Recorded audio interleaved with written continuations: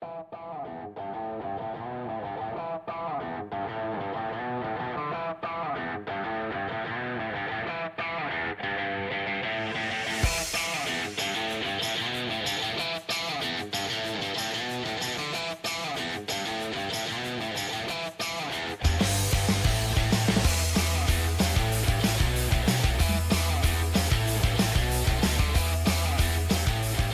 everyone, welcome to the Market Prep. I hope you guys are having an amazing morning. Hope you guys had an incredible day yesterday.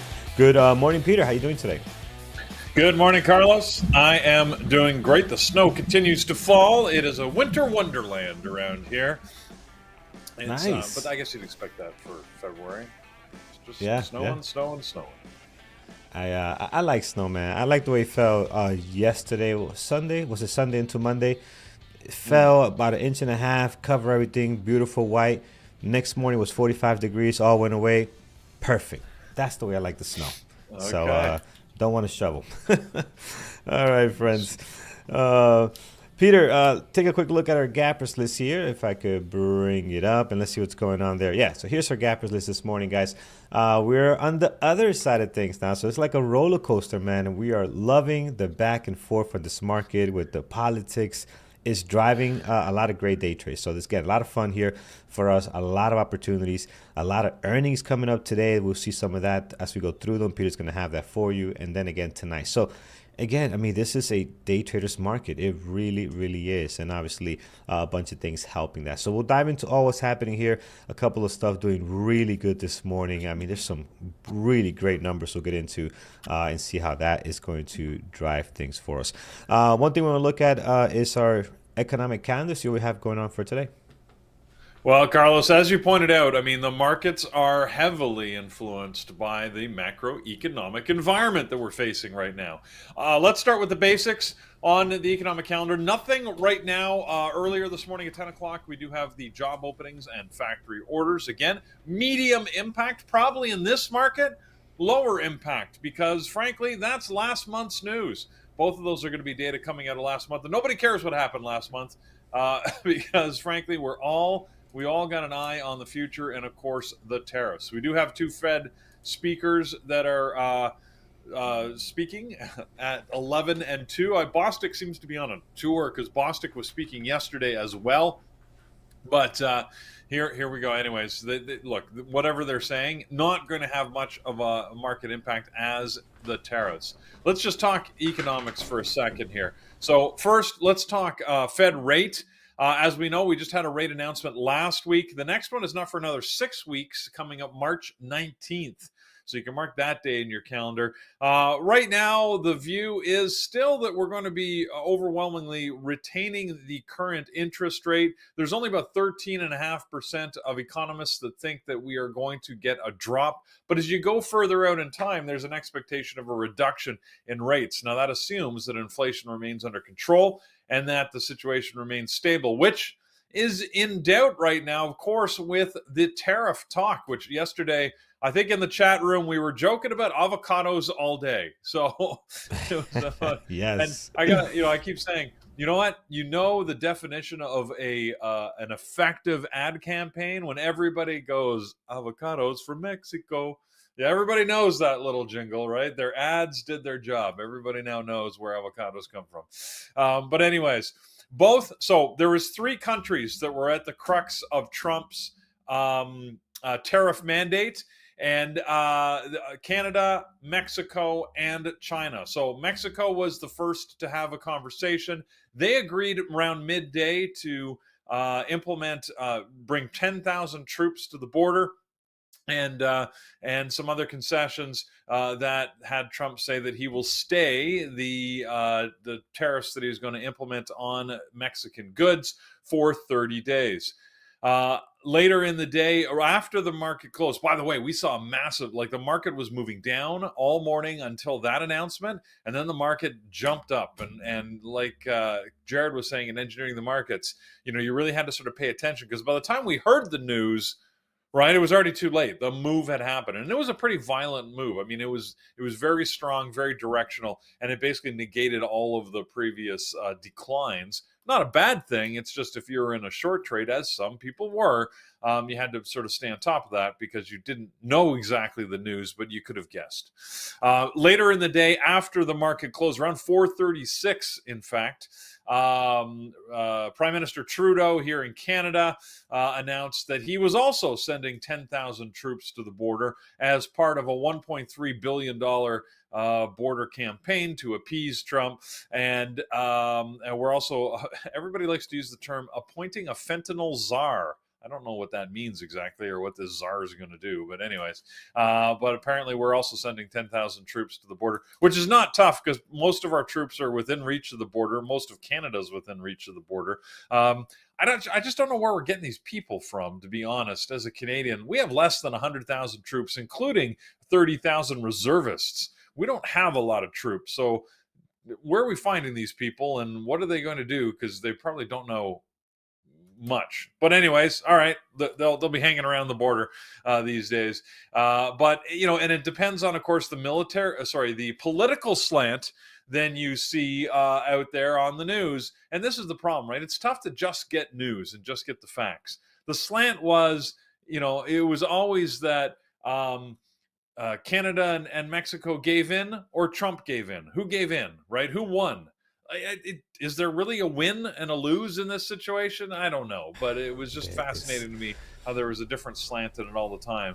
The Trump gave up within 24 hours, or he won the first salvo because he got the concessions he wants. Like it doesn't really matter. What matters is there was an effect which we could trade on, and that's what's interesting. Now, the big one is China in my mind, because China now, Mexico and Canada, while big trading partners because we're proximate and frankly our respective economies are a lot smaller, China's a lot harder to bully.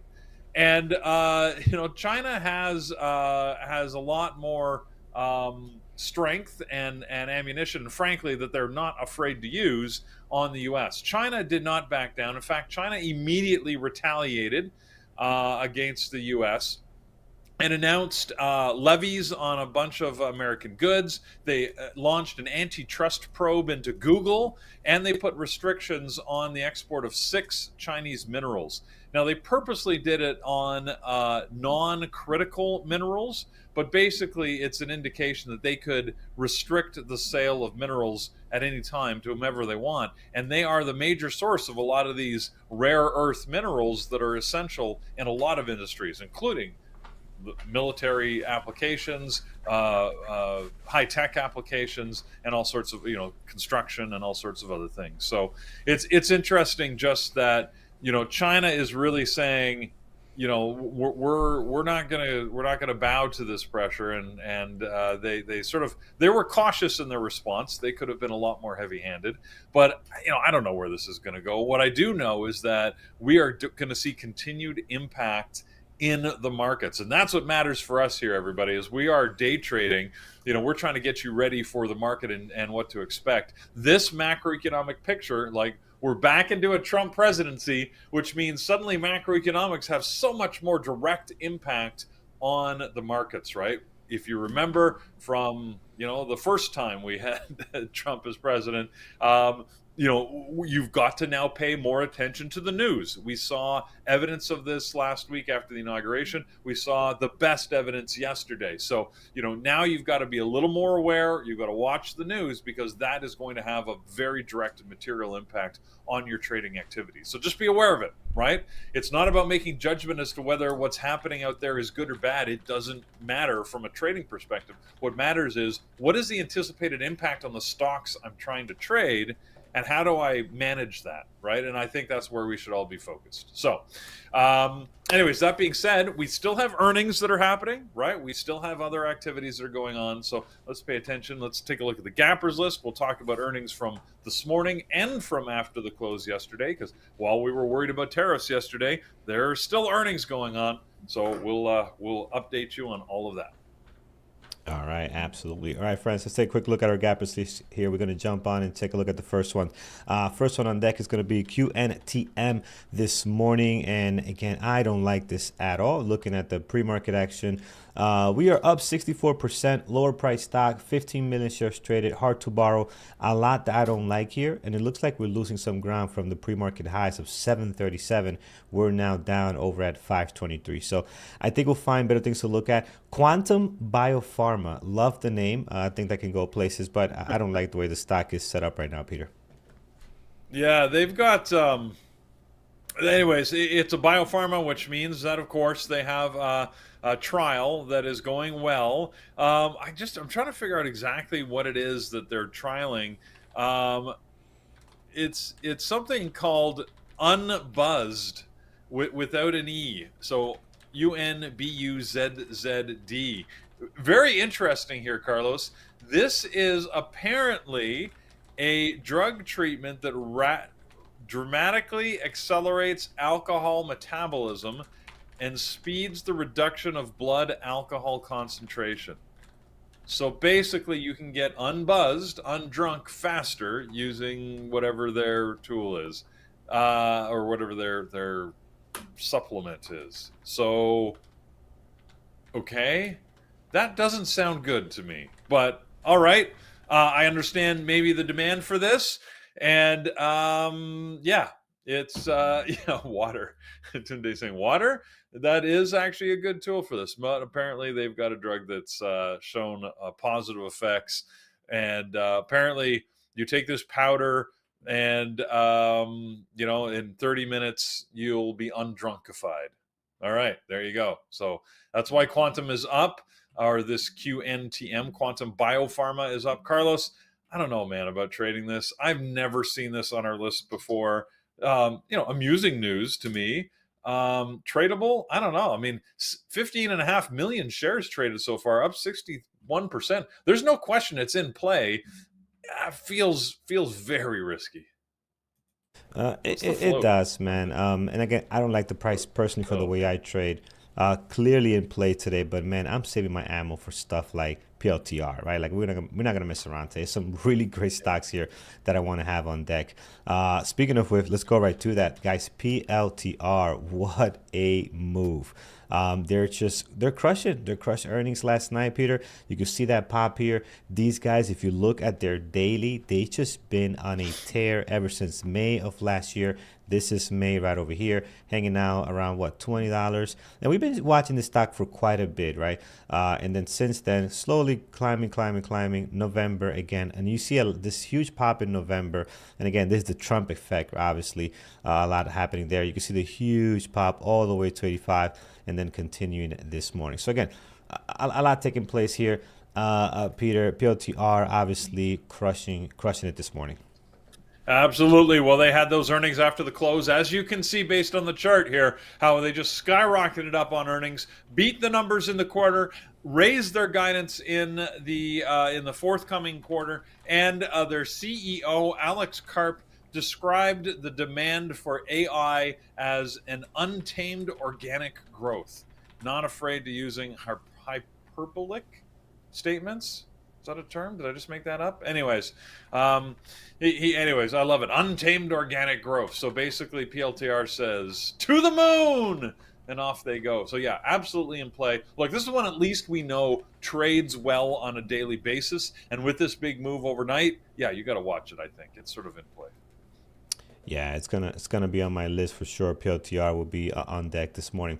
Heading back to our Gappers list, brought to you by tradingterminal.com. You can always get access to this one right on here. Next is going to be Acorn, ACON. So if I bring this up here, another lower price stock, also moving around here quite a bit, also a low flow, right? So QNTM, which you saw earlier, the Quantum Pharmaceuticals, a low flow at 1.5. This one is even lower. I'm showing less than 1 million on tradingterminal.com. So again, not a big fan of this. I just think there's better things to look at today. And again, it's low flow stocks. You wanna make sure you know what you're doing here. Peter, any news worth sharing with our viewers today? They just confirmed that they secured $20 million to go forward with their trial on the product called Clarity, which is a study for the ability of this, anyways, one of their drugs to improve surgical outcomes. So they got enough money to make it happen. So that was really the news. All right, so great positive news for them. They are losing some ground here on the pre-market. You can see they popped up all the way to 1095, bouncing back a little bit here. So it is in play today. Just how great it's going to be, I'm not sure, but it won't be on my list, that's for sure. Let's take a look at KC. KC made our list yesterday, so I did not have it on my list. Let's see if I made a mistake here. Let's look at yesterday's actions. If we take a look at that. KC? Yeah, KC. Yep. You mean like Kansas City? No. No, Kansas City got better things to worry about right now, man. It's another Super Bowl. They got a game to prepare for. My goodness. These guys are just crushing it. And I love how people are just hating and they're saying, oh, they're coming up with all these excuses why they are there for 3 times in a row. I'm like, just accept it. They're good. They're good. They're making it work. Just, why you got to hate? Just let it be. Oh, my goodness, people. You know what? Let me not get started because it's just, I don't understand. Well, I don't get it. All right. So this KC, Kingsoft Cloud Holdings, it is up 7.5 today. I didn't watch it yesterday. Did look like it had a nice move out of the gate here with a little bit of volume. Not great. Today, maybe a second day play. Peter, what's your thoughts on it? I don't like it as much, but maybe there's something going on today. I did take, excuse me, I did take a peek at it yesterday. I didn't love the way it was moving. It was a little jumpy, a little hard to manage. It looks better on the chart than it did live, in my opinion. So yeah, being that I didn't like it yesterday when it was sort of the first day in play, I'm not going to touch it today. Yeah, I don't like it either. All right, let's head back to another one on here. XBEV, so a stock that we do know and can sometimes trade very well. I did see a couple of Chinese tickers actually on the green side of things. Like they're not, even with these tariff stocks with China, they're not dropping stuff like that. But again, China's not new to this tariff stuff, like you mentioned. They'll be fine. They'll figure it out. Mexico and Canada were the problem, and that thing got fixed very quickly. I had a feeling that was going to go that route, but it was great to see people get up in get their clothing, their special clothing up in a bunch there. But here it is. XBEV is up 6%, 541,000. It's a family show, so we got to keep it simple. Peter, what's your thoughts on XBEV today? There's special clothing up in a bunch. I like that. Very, very politically worded. That's very kind of you. Look, I don't see a lot special happening on Expo. The Chinese sector in aggregate is certainly one that's going to be moving a little bit more recently, or I think in the forthcoming days. Certainly the tariff wars are not over. In fact, they're just beginning. So, there's a concern over escalation, right? So Trump says he's putting a tariff on China. China says we're putting the tariff back, and they're restricting some goods. And they open an antitrust case into Google. So the U.S. will probably restrict technology and chip sales and, manufacturing requirements. And then China will, anyways, like we'll see what happens. One way or the other, it's probably going to affect all of these Chinese stocks. And at the front end of that is usually the EV stocks. So because they're an interesting market, right? They're sort of the interesting part of this market where largely they are not selling in North America, but they're trading on the North American exchange. So you can't buy any of these vehicles in North America, and you're not going to anytime soon. So we'll see what happens with them. I'm surprised that they're actually holding their value as much as they are. We've got XPeng or XPEV up here on the chart. They're far from the only one. We've got LI and NEO and a couple of others that are out there as well. None of them are doing much. XPEV just happens to, have enough volume to be on our list. But, for them to be gapping up today is interesting to me, but not interesting enough that I really want to be trading it. If you really want to trade the Chinese sector, you either use an ETF, in my opinion, or you go back to some of the more stable stocks, if I could say, the ones like BABA or PDD that we know trade with regular, consistent volume after the opening bell. Yeah, yeah.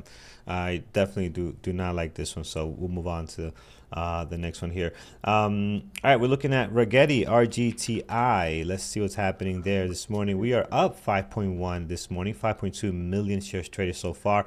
So definitely in play. And you can see the daily here. It's been stuck. It's been kind of having a hard time in this area. Let's get rid of some of these levels I have here. Make this chart a little bit cleaner. There we go. You can see it's been stuck between just right under 1450 looks like, and slamming into 12 a couple of times. But I like it here today, Peter. This stock can trade very well. We've seen it do some things. Anything driving it up this morning, or just overall market sentiment looking good this morning? Well, Bill Gates retired but not dead. He's still out there, and he was on a podcast called a Yahoo podcast called The Opening Bid. And yesterday, and I'll read the quote: "There is a possibility that Jensen could be wrong. There is the possibility in the next 3 to 5 Oh, years that one of these techniques would get enough true logical qubits to solve some very tough problems. And Microsoft is a competitor in that space." So a little bit of a push for his alma mater, obviously where he made all his money, what we know him from. But interesting, he's just putting a counterpoint to say it's possible. Now, he's cautious in his wording, not saying that it's likely, just that there's a possibility that we get some useful tech out of quantum in the next couple of years. So look, it's a war of words at this point on quantum, and there's a lot of different perspectives. Like I was saying just last week, like quantum along the way could find some very interesting, new learnings as they're trying to solve previously unresolved problems. And it may not be quantum itself that provides technological advances, but offshoots of the technology that provides value. So I think, obviously Gates probably has a little more influence than my word does. Can't understand why. It's craziness. But, we're going to see continued movement in the quantum space as different people express their opinion on different sides of the equation. What's interesting to me is that not a single person yet has said quantum is a waste of time, right? So we have to right, keep that right. in mind. Nobody has said dumb place to investigate. We should be looking at other avenues. Everybody's like, this is cool. This is something that is going to happen. It's just a matter of when. So if that keeps, again, the volume pumping through these quantum stocks, as I keep saying, I am all for it. So you go, Rigetti Spaghetti. Absolutely. And you can see here in our gappers list, guys, over at tradingterminal.com, I do see QBTS. I don't see QUBT on here just yet, but you can see them starting to come up here a little bit, so you can look at your favorites and take advantage of that. So I am going to add RGTI, and then maybe I'll add a QBTS on the secondary list. We'll see how it goes. All right, back to this list. Let's continue here. We have a few more. Let's do two more, and then we'll hand it off to you, Peter, to kind of go over some earnings from last night. Well, this morning as well. We have a few. TEM is on here as well today. We are up 4.4, 972,000 shares traded. We've seen this stock plenty of times in the past. I don't believe I have ever traded it, at least not successfully. I don't think so here. But they're moving today, and they're no stranger to hitting at least 80 and having really big days. Is today one of those days? I had a big day yesterday. Great move there. Looks like they want to continue that action today. Yeah, they're another AI stock that was moving well on Monday. They had some good news, some positive market sentiment that they were well positioned to continue their growth over the next few years. So, like you said, though, Carlos, I don't love it for a trading opportunity. Yeah, I don't like it here as well, guys. So we'll leave that one alone. Did we lose audio? Audio is in the chat room. I think, Did I lose hello? video? No. It's just flashed on me, so something looked like Oh, it the went wrong video's there. gone. Yeah, video's Okay, gone. yeah, I saw like a flash, and okay, let's try that again. YouTube looks While okay. you're All doing right, let's, that, yeah. I should mention that Tempest, by the way, they did have some additional news that they completed their acquisition of a company called Ambry Genetics. Mm-hmm. So that the fact that they've integrated that, well, they've completed the acquisition. I guess it doesn't really mean operationally they've fully integrated it, but it was enough news to move this stock. Again, still not trading. Carlos, Okay, it's yeah, gotcha. it sort of came and then it just didn't click in and it went away Yeah, again. I don't know why it's doing that. Let me try it again. Yeah, let me refresh it. So over on our chat, 1 second here as I refresh. YouTube, you're perfectly fine. And we'll just take the time here to tell you guys you can always check tradingterminal.com for information. A lot of fun stuff there, a lot of great stuff happening there. I know Andrew's working to revamp that whole system, so take advantage of that. Stay tuned to it to keep coming back to check some of the new changes that are going to be coming up in the next couple of weeks. So he's really working to get that thing where it needs to be. All right, let's try the chat room one more time. Looks like the volume is good. And let's try the screen here. Looks like the screen, let's see. The screen seems to be having some quantum problems We're here. back. All right. Let's see if it We're back. stays. Okay. The minions are working on the CPU. That's great. All right. Let's Looking Peter. at looking at Tempest here while you were doing that, and with these problems, it reminds me of how fickle the markets are. Right, we all need to keep that in mind. This time last week, right, what were we talking about? It was all about DeepSeek, right? I mean, it was all about DeepSeek AI, and now we have no sound, Carlos. I don't see my sound thing moving. Hold on. Yeah, I don't see it moving either. So I'm gonna. What is going on? It was just working perfectly fine. So I don't know what did we mess up here? Or what did I mess up? What did I touch? Let's see here. Refresh it one more time. We'll see what's going on. We didn't make fun of anything today. We didn't make fun of Microsoft or Edge. So this should not be happening. We've been very good today. We've been staying within the lines. So I don't know why it's giving us a hard time. Yeah, so far, still early. We've been very, very good. Well, let me say it for while you work on this. Let me say Yeah. it for my friends on YouTube. I say, you got to remember how fickle the markets become when you get the big elephants, big macroeconomic events happening. This time last week, right? The talk was all about DeepSeek. And it was all about, is it the death of AI or is AI heading into a new generation? And, it was all like we were all in a churn and a tizzy about AI now. It's all about the macroeconomics of tariffs and what that means for different stocks in the market. And who knows, right? Tomorrow or next week, it could be something different. So we just have to keep in mind that, these things change rapidly. And again, as a trader, I find it great because it provides great opportunity, but you got to stay on top of the news and you got to understand what's happening out there because they deeply impact your trades. And if you're directionally minded, that's when you can get hurt, right? You can't have a fixed opinion as to which way the market should go. We could be in a choppy, area for a very long time, based on the swings and roundabouts of what happens with all of these big events. So who knows what the next thing will be, but it's a lot of fun anyways. All right, Yeah, looks like we're back. Sure is. Yep. All right, let's stop here on the gap up. Peter, what do you like so far in the gap up or any earnings that maybe that we have not covered yet? Yeah, let's focus on a couple of other earnings. Obviously, PLTR was the big elephant in the room, the one that we were focused on for this morning. There was one other last night that we were watching was NXPI. So a semiconductor that we don't often look at. In fact, we were looking it up last night. We're like, what do they do exactly? This NXP semiconductor, and they basically they do like boring old chips. So, but which I'm sure anybody in an executive role in the company would disagree with, but they don't do the sexy, GPU chips. But anyways, they had earnings, and I'm a little surprised to see them gapping up. Now, they're barely gapping up this morning. I got to say that on extremely low volume. This is a company out of the Netherlands, but they did beat their numbers, but provided lower forward-looking guidance for the next quarter. So a little bit of a mixed picture here for NX. PI, not a great day trading stock just because their volume tends to be low, around 2.5 million shares per day. But it might be in play because of the earnings after the close. One that had earnings this morning is Spotify. Spot is their ticker symbol, SPOT. They beat their numbers, both top and mixed picture. My my mistake. They beat on revenue, missed on earnings, so a little bit of a mixed picture, but they are gapping up green by about 8% here this morning.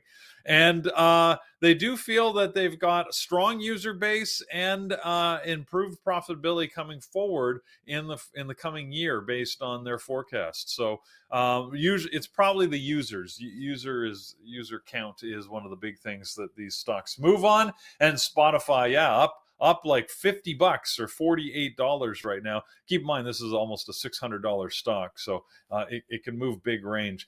This one can be tricky. There is good trading opportunities on Spotify, but sometimes the spread can be very high and it can be very jumpy, right, if the volume is lower. So just be careful if you choose to trade this. It is a nicey stock, so despite considering it's sort of like a technology stock, it is traded on the New York Stock Exchange, which means you got to be aware of that volume profile as well. Okay. What else we got? Pfizer had earnings this morning. PFE. Pfizer had good numbers in the early hours, beating both on revenue and on their earnings. They were down a little bit earlier, but it looks like they've popped back into the green. They're basically been trending green pretty much all morning. Their forward-looking estimates are still right on track. Their COVID sales continue to decline, but Pfizer's such a big company with so many, drugs in the pipeline and active out there that it didn't hurt their overall performance. So they continue to deliver better than expected results net. So that's good for them. I will just mention in the same breath, because another one in the same sector that earnings is Merck, MRK. And they are actually gapping down. So they're red this morning. They're down by 8%, whereas Pfizer was up by 8%. Their earnings weren't much different. They actually beat on the quarter, but they are a little more dependent on Chinese sales. And it seems like there's a little concern, of course, what we're talking about with the tariffs, that their forward-looking earnings could be affected more if China restricts the sale of some of their drugs in country. So their earnings, so that means that they called off their forecast, probably in caution, right, of that being a potential impact, and that weakened guidance has brought them down compared to Pfizer. So there you go. Those are the ones. The only other one that I had earnings on, by the way, I'll just mention it now since there's only one left, was Pepsi.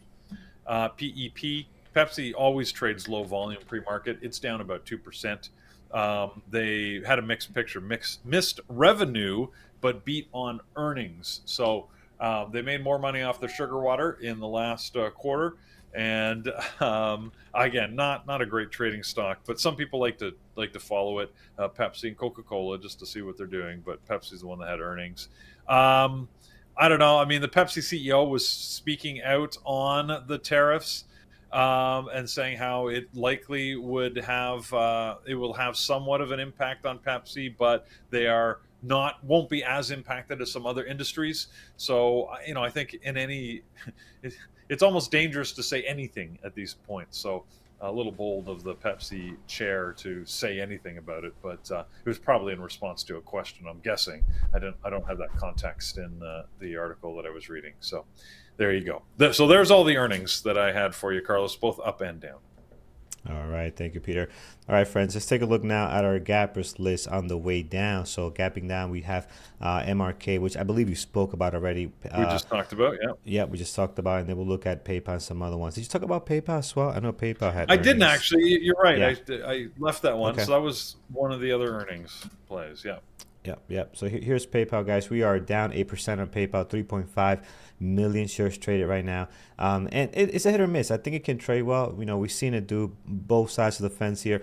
I think on a day like today, I do like the gap down we're seeing here. I like where we're sitting on the daily as well. So a lot looks good for this one. I think I'll definitely add it to my list. Peter, what's the latest and greatest? Obviously, not feeling the love after earnings this morning. No, and I'm a little surprised by that because they had good news. They beat in the last quarter in their earnings picture. They provided a higher guidance, and which beat the analyst expectations. So they say that their growth should continue. It could be in watching in watching part of the earnings information or call that was out. There's a little brief video clip. I don't. Their CFO needs to like rent a personality or something. Like, I don't know if trying to stick to the script or something, but so boring, like just an old school finance boring person. But anyways, which is odd for a company like PayPal. So maybe the stock's reacting to that. I don't know. I just don't know why it's down. It seems like the news was good on PayPal. They were up a little bit yesterday. They actually gapped down yesterday morning if you look at it, and then sold up over the course of the day. So they basically recovered the early losses. So it's a green candle, but notice it's a green candle that sort of ends within the body of the previous day. So interesting there. So maybe this is just it. There's this giant range candle that we've got here this morning on PayPal. So who knows where it's going to go? But I think this might be an interesting one to keep an eye on. It has provided good trading in the past. We've got 3.6 million shares traded so far this morning. Even if I don't understand the direction of the move, I like the fact that it is moving. Yeah, I do like that here, so it will be on my list today as well. Let's take a look at UBS. Not a great trading stock. We've seen this plenty of times here, but they're down today pretty big. 5.8, 364,000 shares traded. Again, not a great ticker to trade, so I usually end up not adding it to my list. But Peter, obviously something going wrong this morning for them as they're gapping down here quite a bit. Yeah, they had earnings. Their earnings were fine. This is a dual traded stock, so we have to keep in mind when it's traded on multiple markets that can cause some challenges in understanding exactly what's moving it. I think the biggest news, aside from the earnings, which were sort of on target, is said that they basically have announced a $3 billion buyback of their own shares. So which banks don't typically buy back their own shares, at least not that I've seen recently. But anyways, they've allocated up to $3 billion to buy back their shares. But they're waiting on, there's some Swiss banking reform rules that they're waiting to hear the result of that. I guess I don't exactly understand how it works, but apparently it creates some complications with them buying their stock back. So it could be that it's dropping over concern on that news. But either way, just look at this daily chart, right? Tiny little candles, lots of gapping in between. It just shows how difficult it likely is to trade. Yeah, yep, agreed. All right, let's take a look at the last one since there's only one left here. Might as well take a look at it. VOD, but again, it's just another one. Vodafone, it doesn't trade very well. Low price stock. Been on our list plenty of times. Is this foreign? Is Vodafone a foreign company or is it U.S.? Yeah, Vodafone's out of the UK. It is. Okay, yeah. So they trade horrible. Won't be on my list. Earnings today, Peter, on this one? Yes, yeah, they had earnings again. A dual market traded stock. If you go to the UK, you can't avoid Vodafone. Their advertising is freaking everywhere. Every time I go, it's like, anyways, you get attacked by it. But they basically they had weakness in their German subsidiary, and that offset their strong sales in the rest of the world. Yeah, I think I saw them in my country one time. When I got to the airport, immediately got a text that I think Verizon was working through them, something like weird like that. But yeah, seen them before, but not I can't recall what country it was. All right, friends, let's stop here. Let's take a look. Peter, any other ones? I think you cover everything gapping down as well, correct? Yeah, I covered them. All right, excellent. All right, guys, let's go to the chat. Let's see what you guys like this morning. We'll take a look at our chat room here. VCLN, let's take a look. VLCN, excuse me, VLCN. This is Valcon. What is this? This is flying today. So we got a nice little pop going on here. Up 92%. Hard to borrow. I don't have the flow available here at the moment, but this is high flying today. Not sure what the news is. Got to be careful with this one. I expect it's a low flow, Peter, on this one. So again, just be mindful. It won't be on my list, but it is in play for sure. We'll get the flow for you guys in a second. Valcon. Yeah, I only see about 500,000 shares in the float, so definitely a low float on this. They did get a new contract, so sorry, I'm just reading a headline here. They became the exclusive U.S. distributor of supersonic golf carts. What? That's actually just a name. It's a name of Supersonic Company Limited, which makes these these golf carts, because there's if you got a golf cart going supersonic, you got problems. That is not a place you want to be. Anyways, uh, so anyways, they got a distribution contract. All right. We did, Steve, we did look at XPET. We'll take a quick look at it, see if it's doing something. I didn't put it on my list, but we did talk about it this morning. It is in play. It is a 5.5 here. So this one is in play. Again, we've seen a gap up so much and just bombed at the market open, right? So I usually kind of stay away from it. My favorite ticker to look at, I know it's not a card ticker, but BABA is usually the one I like here. And I like the fact that, look, Chinese stocks are up. You know, they're not really budging too much with this tariff situation there. I mean, 10% is not is it 10% or 25%? I forgot what the number was for China. I believe it's 15%. Well, The tariff was. yeah, I think it was 10 is what Yeah, it was less think. than Canada. Yeah. Yeah, So I'm pretty sure it was 10. But we'll see where it goes. Chinese stocks are not bothered by it right now, given that after conversations, things it seems to be pushed back or disappearing. So yeah, so Bob would be the one to look at. XPEF, on the other hand, again, it is in play. We'll have to wait and see. Maybe a good secondary list if you have the space for it. I did see people mention SMCI. So SMCI, yeah, that is moving here. We are up 4.9 at 1.5 million shares traded. Today could be a good day for them, given all the positive stuff that's happening with the computer sector there. So that could be a good one today. Maybe I'll put that one on my secondary list. Again, this traded for us. If you guys remember, going back here, I think I mentioned this either last week or a few days ago. Again, here, just amazing. It was really, really fun. Even the gap down, even before the gap down, it was giving us tons of opportunities. And then it just stopped. It's just like stopped giving us all this fun. And you could tell here in November, all the volume we were getting. This is important here. We need volume for the type of way, at least a lot of us trade right in the community. We need this volume to get that explosive move, those explosive moves. We haven't seen that in the last couple of weeks. So is today the day? I don't know, Peter. What's your thoughts on this one? I know that SMCI is one that's been heavily traded by our community. well, if you really want my thoughts, no, today is not the day for SMCI. That's my gut. But I don't know. I mean, I don't Yeah, have any yeah. particular reason to believe that. I just figure the odds are in my favor. Today will not be the that day, being that and you so know many what? other days have not been the.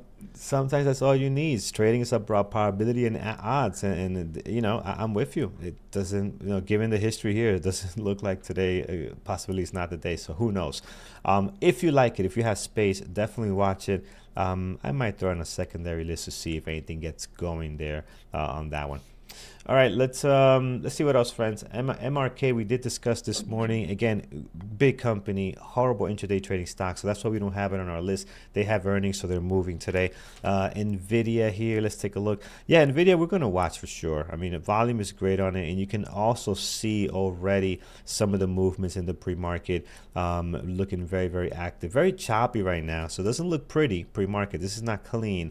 But we know at the market open, this is going to get going. Something that me and Avi, every time we come on at 11, by the way, 11 to 12, me and Avi will be on, taking you through some of the stuff that happened in the morning, answering your questions and going through a whole bunch of fun stuff. We noticed that NVIDIA, the first 30 minutes to an hour is just a mess, a pure mess. So we've been watching, we're going to be tracking that. And then at like an hour one or a half hour into the market open, it goes in this beautiful trend trade. And this is why you're getting these beautiful daily candles here as far as the movement. So be on the lookout for that. If you get stopped out once or twice, you might just need to wait for it to settle down and then give you that great clean move. We'll be back at 11 and review how NVIDIA opened up today. But I will be watching that, so thank you for bringing that up. Daily looks also very interesting. You can see here how some of that is setting up there. So, all right, I think that kind of covers it. We just talk about Spotify on earnings. But yeah, let's stop here. Let's head over to our community events and announcements, and Peter's gonna walk you through what's happening on this beautiful Tuesday. Yeah, beautiful Tuesday it is. And on Tuesday, we like to talk strategy and trade book here. And that's what our webinars are focused on. Tonight, we're going to continue our conversation on options. And Jared is going to be leading a discussion on debit verticals and how you can deploy them as part of your option strategy. Now, if you aren't familiar with options, it's good to understand them, how they work, because they're a big part of the market and they certainly have a big impact. So understanding options is definitely to your benefit. If you want to learn more, go to the webinar room if you're an elite member tonight at 8 o'clock, and you can do just that. Next week, Thor will be leading the webinar. He's going to be talking about his R3 to S3 traverse trade, how it sets up, what it looks like, what it even means. So that'll be an equities talk. That being said, this strategy can be used across multiple asset classes. So it's well worth understanding because it's something that he used quite effectively, and he does a good job of explaining it. So that will be next week, February the 11th, once again, 8 o'clock in the webinar room. If you want information on the markets at any time, tradingterminal.com is the place we recommend you go. It's got all the information you need, the calendar of events, which I've been relying on to understand what's happening with earnings, and of course, the economic calendar. It's got our scanners that you can see right here. These scanners sort of give us a highlight on the market. We use them in the morning, but you can configure them to do whatever you want. There's a bunch that come out of the box, or you can custom design them to indicate, whatever you're looking for over the course of the day. Great to go test it out, use it while it's still free. So it's completely free for your use, and it's a great trading tool. So check it out. And if you want to join us at Bear Bull Traders, sorry, I thought you were saying something, Carlos. You can just go to the website at bearbulltraders.com, check out the different membership options. They're all there for you. You can take a look at them. We've got everything from the intro offer, which just gives you a sneak peek into what it would be like to be a member here full time, to the elite annual, which gives you your best bang for the buck. So whatever you choose, hopefully we'll see you in the chat room sometime soon, and we'd love to have you. So with that, let's set some levels, Carlos. We're pretty much on target here, and then I'll let you know what our moderators are watching. Yes, absolutely. Yeah, we don't have a lot to do levels on, actually. It's going to be for me, PLTR, RGTI, PayPal, Nvidia, and then we'll look at what else to add. Of course, Apple going into earnings. That's going to be a lot of fun. We have to have one on there, so I'll add that in a second on the bottom there. PLTR, let's take a look here. Our good buddy Francis over on YouTube, always donating and just kind of helping out the chat here. Thank you so much. Appreciate that very, very much. PLTR, let's take a look here. High of the pre-market this morning, 104.90. We'll slam that on there. And then towards the bottom, we have 97.29, so that's a good level as well. And once you look at this, we have such a big pop. Is this all-time highs? It has to be. I mean, yeah, look at this month. Look at the monthly chart. I mean, just love it, love it, love it. So that's looking pretty good there. Hitting all-time highs. There's nothing above that 104, as you can see. So the next levels you have are really the highs and lows for the last 2 trading days. We can go into the after-hours action and take some levels off for here. We can do 93.58, and we can also do this. So it's a good one here, 99.64. So we'll slam on there as well. That looks pretty good. I think it's worth noting that there for PLTR. Again, this one, tons of volume this morning. I think this will be a really nice one for us today. Another one that's it can get going here is, is receive some positive news from our good buddy Bill Gates there. So well, not news, comments, we want to call that. Up 4.1.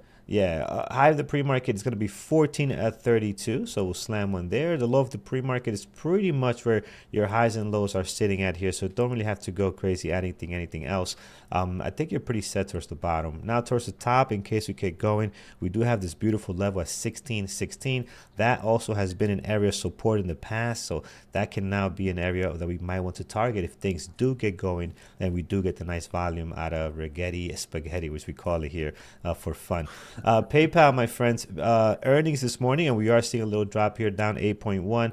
Good volume. We're going to mark the low of the pre-market at 81.02. The high is going to be slammed at 94.98. And as we do that, guys, slam that thumbs up over on YouTube. We always appreciate your support. We love you guys are hanging out with us here. We know you have options, so we appreciate you very, very much. Thank you for that. PayPal, we do have a great level here, 84.91. That's a good one too. Look at how much support you have here. The more, the better. And then towards the top, just before we get to our pre-market high, 92.23 right there. A couple of areas with some change in direction that can become great levels. And is PayPal hitting all-time highs? So I feel like everything. Oh no, PayPal spin. Oh no. Let's take that back. PayPal spin to It's the been moon much and higher. back. Yeah, Yeah. spin to the moon and back. So 97.15, and then we also have a great level up here at 101.24. So that is our buddy PayPal. Nvidia's been making a lot of noise, obviously not in a good way. It's been struggling here, as you saw in the last couple of days. We are down. We're surrounded by our highs and lows of the last 2 trading days. And then I don't think you need to add more here. Just the high of the pre-market and the low of the pre-market. The high is going to be at 118.05, the low at 116.28. Once you do that, you're pretty much set. You're surrounded by a lot of levels at the moment. Last but not least, it's going to be Apple, and this is going to be easy. We're going to remove our levels from yesterday and just look how you're surrounded by the highs and lows of the last 2 trading days, previous day close. We are going to mark down just 2 to the bottom, 223.98, and also our good space here, 221.36. This will be fun today. We are going to be live for this one on earnings, guys, so make sure to tune in for that. That's going to be at 3:30 in the afternoon. Peter, myself, Jared, and Brian are going to be going live for that, so stay tuned for that. All right, excellent. Friends, that is our levels. Let's take a quick look at what our team is watching, and then I see Andrew's already ready to rock and roll and take us through the market open. But let's see what our team is looking at this morning. Yeah, so just a reminder, everybody, on the economic calendar today, we had no announcements early this morning, but the JOLTS job openings is coming out at 10. That's sort of the biggest number of the day. I wanted to mention, Bugsy in the chat room has mentioned that apparently there's a White House crypto director. Anyways, out of the White House, apparently there's going to be a news conference at 2:30, which means we could get some additional volume and action on crypto and crypto-related stocks, depending on how that press conference goes. So I don't see that on my economic events, but probably it's because they're not yet tracking crypto activities. So anyways, Bitcoin price, I noticed this morning, up as high as almost 102,000, down to a low of about 97,000, sitting now right under 100 at $99,064. So crypto's been a little bit on the move over the last 24 hours. So if you watch that sector, be aware that apparently there's going to be some talk about it out of the White House around 2:30 in the afternoon. Okay, so let's take a look at what our moderators are watching. We've only got a few of our moderators with their list in. I'm sure more are forthcoming. I'm going to start right at the top with Lenny, who's going to be watching NVIDIA, Tesla, PLTR, PayPal, Spotify, and MRK. Avi is going to be watching SPX options exclusively. Sean's got his market summary in there and in detail. Mike is going to be watching PayPal, Google, and Meta. Thor is going to be watching Tesla, NVIDIA, and AMD. Thor is also watching a few of the futures contracts, as he always does. Megan is going to be watching PayPal, the SPY overall, and NVIDIA. Sean is going to be watching PLTR and PayPal specifically. And then Brendan will be watching NVIDIA, PLTR, and PayPal. Andrew is going to be watching PayPal, PLTR, NVIDIA, and RGTI. I have got my usual 3, plus I'll be keeping an eye on PLTR, PayPal, and RGTI this morning. I might also put Spotify on the list just to see if it does anything interesting. Brian is going to be watching PayPal, Tesla, NVIDIA, PLTR, and RGTI. And last but not least, Phil will be at Tesla, PayPal, and AMD. As we always do, we're getting you ready here for the open. We got live trading that's now going to be happening from the time the opening bell rings right through to the end of this program. Which is well after 11 a.m., so it's closer to noon. So hopefully you'll stick with us and enjoy our open trading activities. Carlos and I, we're going to be trading. We'll be out here. We'll be doing our thing. I certainly am hoping that we're going to get some good trading. Yesterday was a good day. But like Carlos, you sort of pointed out when talking about NVIDIA, I do think you've got to be very careful these days at the open. For those of you that might not have been trading during an original sort of Trump presidency, I found that the market profile changes just enough that you have to be aware of it, which is in the last few years we've seen some really good trading at the open where things move and then they get choppy for the rest of the day.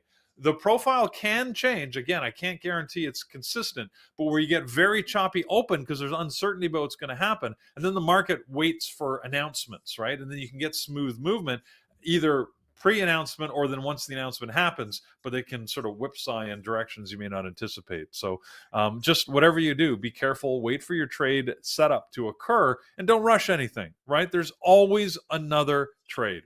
Always. If there's one certainty I can give you in this market, there will be another trade opportunity. There's very few things I can guarantee you. That's probably one of them. Yeah, So there you go. absolutely. All right, friends. Here is Andrew. Good morning. How you doing? I am good. How are you guys? Doing great. Doing good. Looking forward to this open.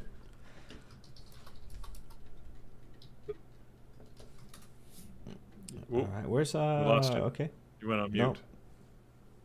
No, we're on. Can you hear me? I couldn't hear Andrew. I saw his lips moving.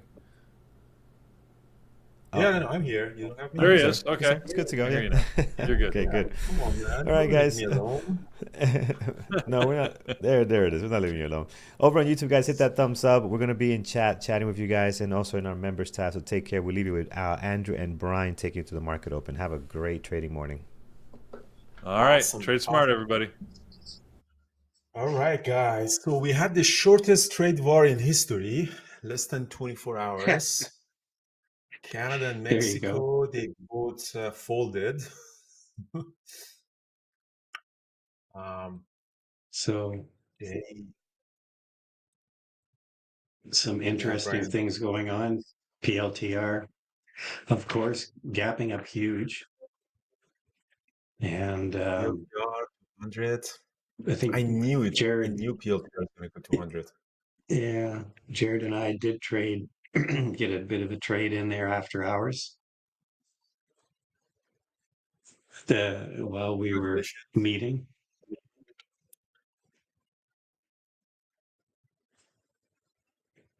I'm not sure. Jared still might have some. He was, I was out, but he was holding for 100. I didn't know if it was going to get there, but clearly he had more kahunas than me. Okay, he's out So now. PLTR, my game plan for PLTR is to wait a little bit. PLTR generally trades well, but if I can get a good entry above the volume weighted average price, the blue line, for the breakoff now in the pre-market high, we have around a couple of levels that is very nice. Like 103.43 is kind of a mini level. You can see it on my chart, and obviously 104.67, and which is all-time high. So 105 would be, it is all-time high. Yes, I think so. Yeah. So Yes, yeah, if it we can is. get a good entry, if in the next 4 minutes we don't run up significantly, we can get a good consolidation above the VWAP, it could be a super nice opening range breakup. And if the price action would be super weak, they could be short too, but be careful shorting this one. If it stays above the VWAP, it's tricky to short it. So that's my game plan. These are like typical A plus setups if you can get a good entry on that. Also be I ready. There am, might be trouble. I was just going to say, I was watching PayPal, possible rising devil strategy trade, but PayPal is showing a lot of strength going into the open. So it's really negating this trade right now. This is not the pre-market action I like to see for a rising devil.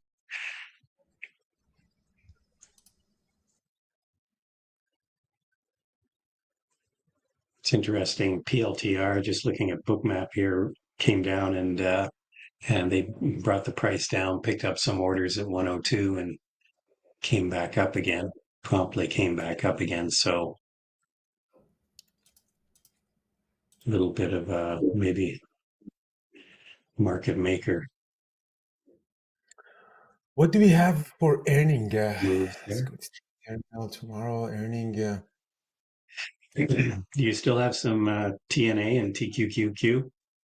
No, I sold them. I sold them yesterday. That was a good trade. 6 grand on them quickly. Yeah, it was. So today, Google earning, huh? Spotify, Google. Yeah, yeah. After close, the AMDs today. Chipotle. It's good stuff. Good stuff, huh?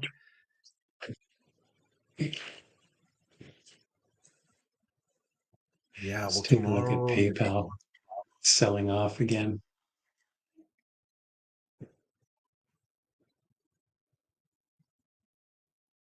So market is kind of staying up nicely. Jeez. Yeah, PayPal, they really screwed around with that too. It's jumping all over the place. Meta is strong. Guys, I'm very, very, very feeling good. Like I had 8 hours of sleep. Yeah, It's just, Meta's looking good too. yeah, Meta is. Interesting. Lots of opportunities here to trade. Yeah, To Meta me, wants another. Tesla's gone red on the day.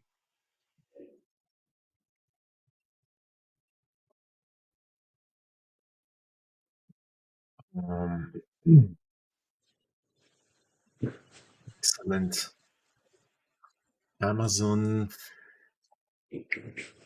Amazon is at all-time high. Yeah, things are staying at all-time high very nicely.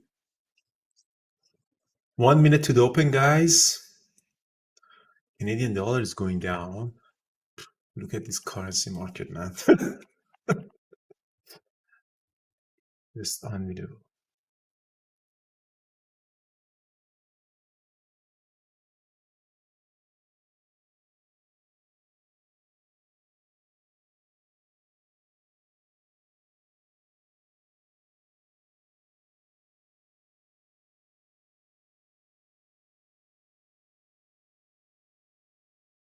This could be a little bit choppy at the open.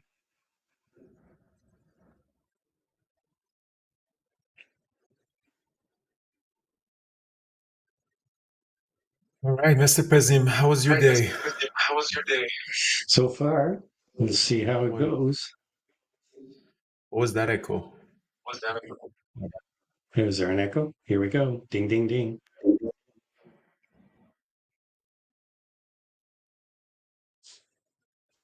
So let's see what's going to happen. Market is open. Oh, PLTR is selling off really bad. Yeah, PayPal's really All of it. selling off here. Didn't really pop at all. I think that pop was the pop that happened in the pre-mark up to VWAP. Let's see what it does here.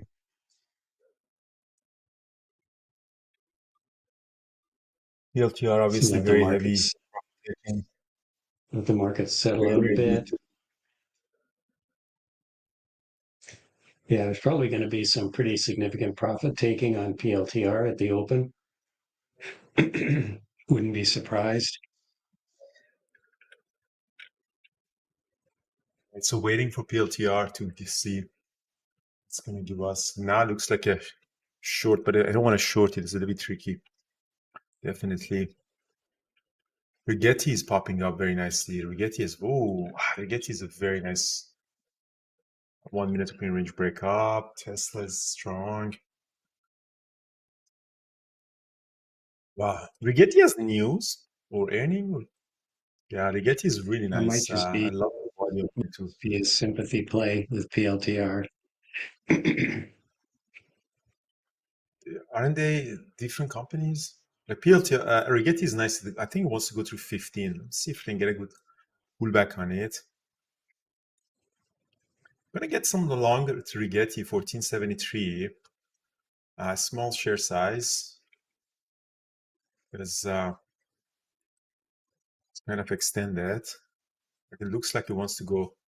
I'm adding a little bit more. Looks like it wants to go to 15. PLTR is also popping up. I'm gonna go long PLTR to 102.49. PLTR just popped up.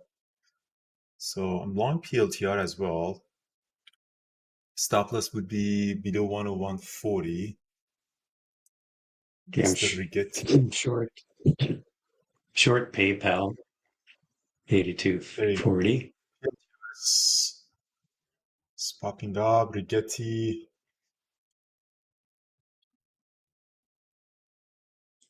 I want to see if we can actually break off 15. PLTR long, Rigetti long. Let's see if we can Rigetti can go through 15. PLTR is fighting. It looks like both of them want to go up. On Rigetti. Hey, here we go. I'm going to cover some 81.50 on PLTR or PayPal.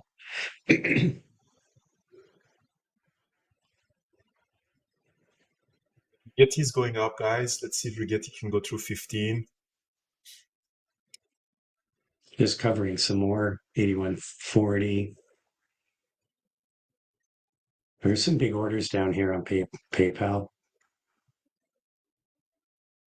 Yeah, it's still struggling, huh? Let's see if Rigetti can go through 15. Come on. NVIDIA is breaking out. Yeah, NVIDIA has very nice volume too. Okay, hello. I knew that was going to be a. All right, come on, PLTR. Give us the Rigetti 15. Look at huge ask at 15. Come on, come on, come on, come on. You can do that.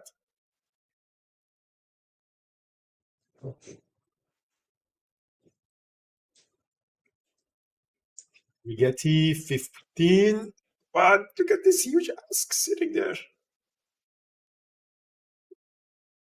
There we go. 97. Come on, PayPal. NVIDIA, Next low. NVIDIA. Next low. Next low. Here we go. Right, PLTR is also going up. Covered. Covered some more. 33. SPY is and Qs are starting to break out here. PLTR also looks like it wants to break out. I'm long on both of them, guys. So Rigetti is a little bit jerky up there, but I have still hope. Wow, NVIDIA is really moving. I'm getting out of the rest of PayPal. Adding a little bit more on PLTR, guys. PLTR. Looks like there's some support for PayPal. I'm going to get out of it. Rest of it.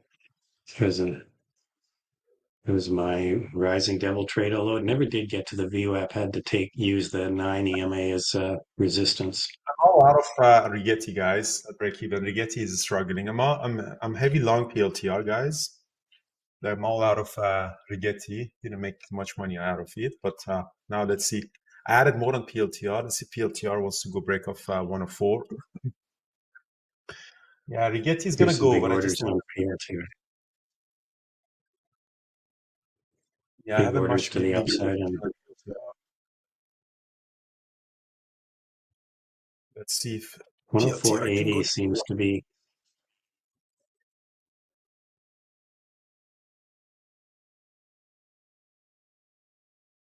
NVIDIA is running like crazy.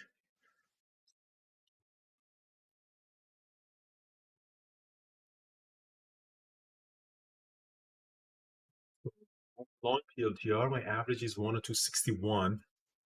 Let's see if you can actually get another break for 5 minutes green range break up. A very big size. I guess I got long PLTR in that pullback. Oh, here we go. Perfect. Look at this. Wow. Beauty. It's going to sell some through 104. Everybody had a Lamborghini today. Here we Ryan, go. what about you? You got one? I don't want one of those SUV Lamborghinis. I want something fancy. So let's see if it goes to 105, I'd buy you a fancy Lamborghini. Or maybe a Ferrari would be good too. Wouldn't mind that. All right, go there you go. So PLTR is gonna go up. Oh, there you go. 104, beauty. Yeah, here we go. Yeah, that's nice. Yeah, Rigetti, I'm all out of it. They kind of died. The PLTR looks very nice. 5 minutes. Oh, beauty. Look at that beauty. There you go. We go. There you go. Mi amor. Guys, I'm just going to sell some more here, 104.50. This is just very standard A+, stock with super. Yeah. This was really predictable. Pullback at the open, profit takers. Oh, beauty. Like 105, that's great. I have 9,000 shares left. Amazing. Fuck, Rigetti popped up too. Yeah. Big order at 105. Did anyone got the Rigetti? Rigetti was the 1510. Bastard. Yeah, I know. I got out of it. Well, I have a very big size on both of them, and I was kind of panicking, especially Rigetti. I knew it was going to go up because the order flow was super bullish on it. I just didn't want to hold too big position. It was difficult to manage. Now PLTR is 105. Very nice, guys. You can actually see my open position here. So I have 9,000 shares of PLTR right now. It's going up. So, you know, I'm taking a big size, especially I added on PLTR on the way up. So these are very typical, you know, A+ trade book type of stocks in play. So, you know, you can, you know, I went very heavy on that. So pretty good on this front. NVIDIA is running up toward 119. Situation is over there really good, hitting the scanner all the time. SPY just rallying, user like a boss. Here we go. Here we go. Good. Q's right back at yesterday's high.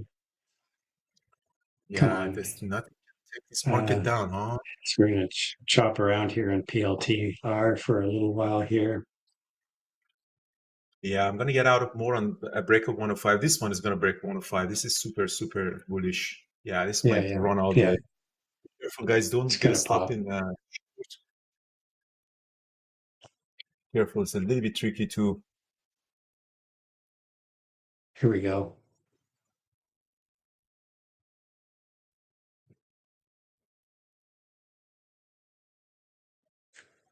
We're going to push. Come on. We know you're going there.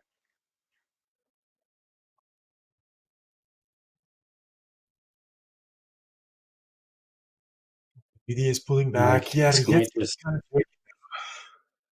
This might just chop around here for a while.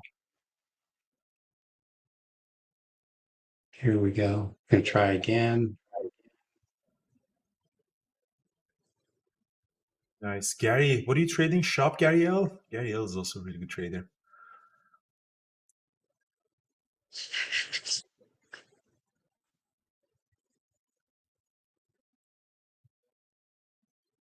Shopify has the earnings soon, huh?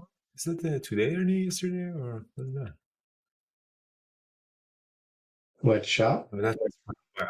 Beauty. Look at that ask on 105. There you go.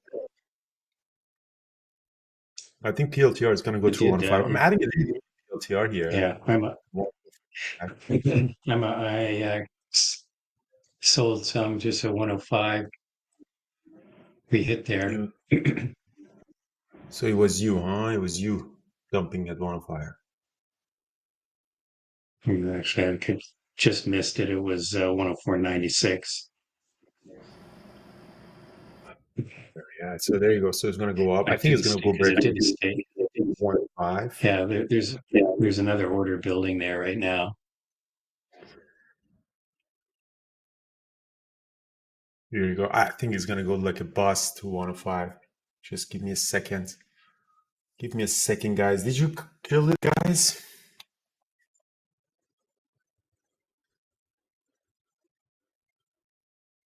Did anyone had a really good time? PLTR. My average on PLTR is 103.45. So let's see if I get a stop out or not at this pullback. I still think that has potential for another pop-up, but it is getting a little bit toppy up there. I think it still has potential. I think it's might have to do another more significant pullback before it takes another run. Oh, there you go. Let's see. Let's see. It's a little bit concerning. It's making some lower highs.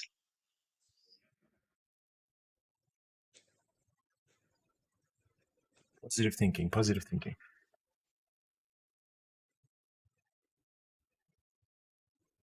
Yeah, this is definitely going to stop me out. Unfortunately, it looks like yeah, my average. Yeah, there you go. Yeah, I'm out of the rest of it. Didn't have much left after that 105. That 105 push. Yeah, so that's my break-even point. I'm getting out of it too, guys. Yeah, that last ad for me at near 104 kind of brought my average up, so I'm all out of it. It was a good trade. It could have been better, but it's okay. It was a very good trade. Yeah, such is life. Tesla is running up like a boss. Look at that. There is Elon Musk. Hey, going to wrong direction. You got to go down. NVIDIA is coming back up. NVIDIA is going to go through 119. NVIDIA is also super strong. Yeah, Like NVIDIA is super strong. See here, we may get a bounce on PLTR after it filled that that order there at 103. Here's now an order at 104 again.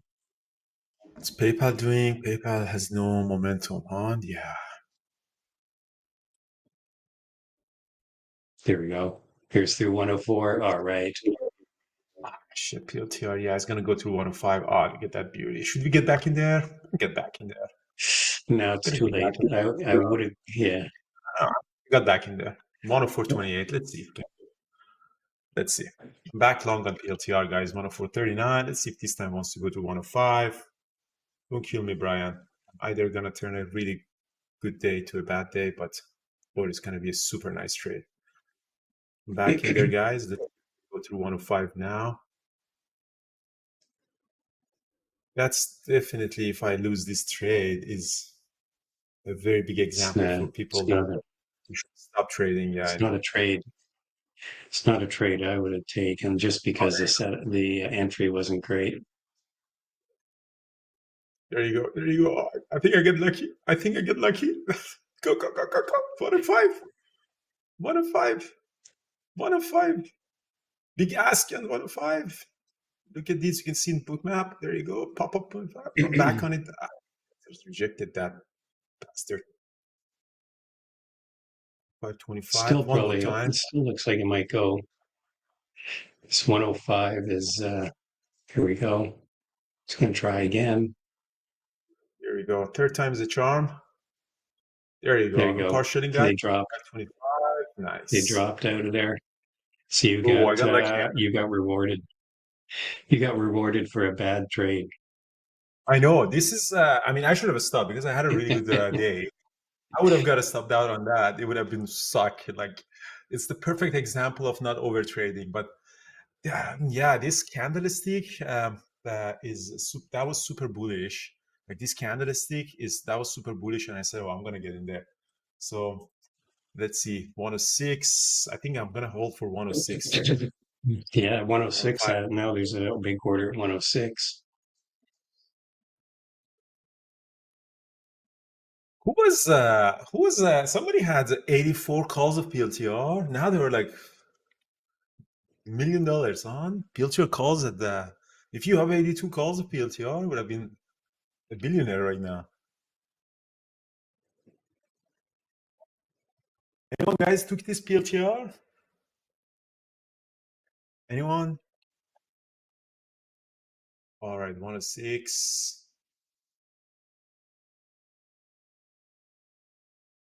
It's too easy.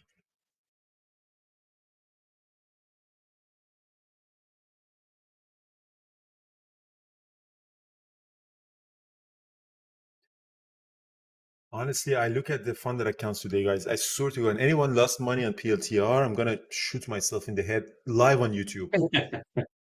Yes, seriously.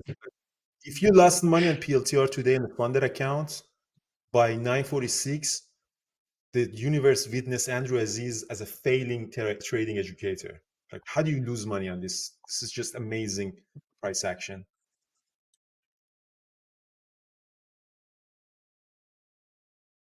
How did you lose money on PLTR? Like, this is the perfect.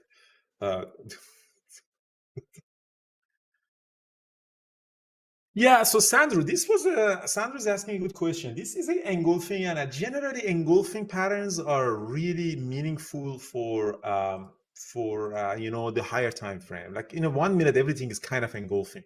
But the situation here was that you have a very strong stock at all-time high with great earning, already gapping up 25%. It comes to pullback and suddenly huge squeezes happening. What happening here is in the huge squeezes, there's a lot of buying pressure by institution at the VWAP. Again, institutions buying at the VWAP. So, and I said, okay, I'm going to jump in there. And that was a really good, I wouldn't call it this is an engulfing crack, but this was a really good confirmation candlestick for me that I jumped in there. So the confirmation candlestick was this very quick squeeze from the VWAP. And again, you have to put everything in perspective. I'm not going to do that on random stock like PayPal or SMCI or Amazon now. I'm doing it. This confirmation for me is on a stock that is extremely bullish right now. So that was my confirmation. That's why I jumped in there. What the risk here is that now you have to put your stop loss here, because any other stop loss is kind of meaningless. So the risk is here that your risk is pretty high. And now I'm kind of getting like toward 2R, maybe at 1.5R and stuff. But I already had the profit on it. So I kind of had to say, okay, I have some money to play a little bit on the house. So again, the concept of risk to reward is a little bit tricky when you're actually buying it a little bit up in there. But again, this is kind of with experience, like looking at the order flow, PLTR is super bullish right now. And this pullback at the VWAP was a quick buy and say, okay, this is, I'll take the, uncertainty here and I'll take the trade. And you might say, hey, Andrew, taking a chance, but kind of is like trading is the game of uncertainty. Like you might call it chance. Like, did I know that it's going to go up to 106, 107 now? No, but you put, it's like a poker. You put everything in a uncertainty calculations.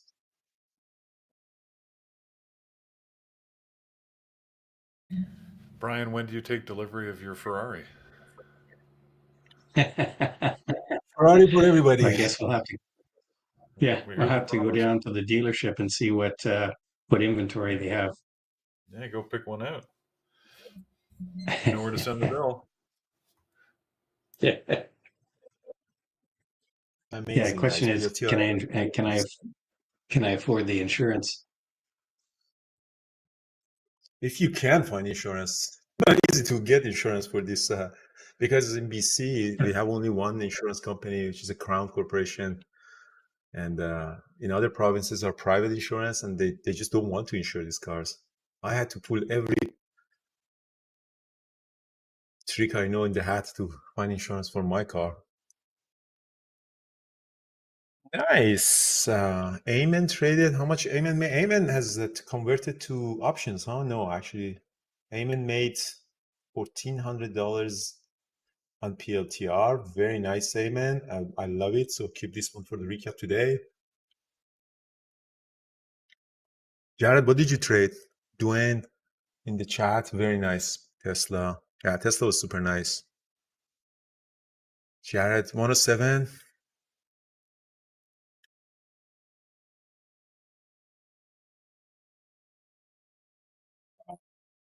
Amazing. So I still have 3,000 shares of PLTR, guys. This break of 107. Great trading day, guys. Apple, what does Apple do? Apple is doing not much of a thing. Tesla pulled back. Nvidia was strong, going up 119. Yeah, Nvidia is really just chopping around yesterday's high.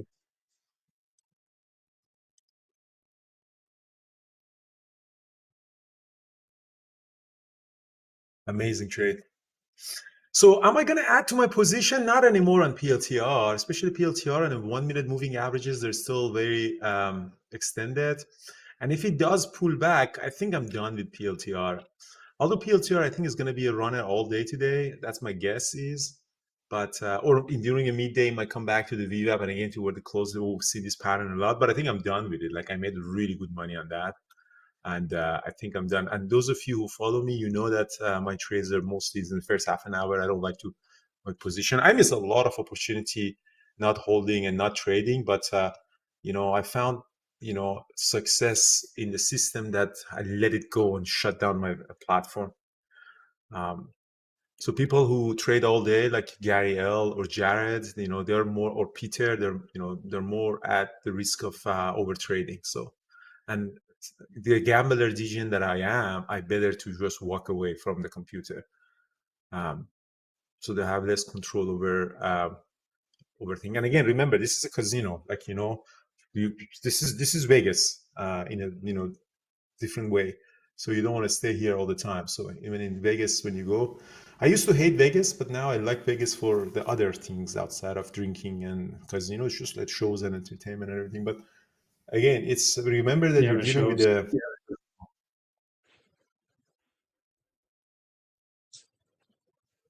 So the casino, still free drinks at the casino. I've never seen actually anyone serve free drinks at the casino anymore.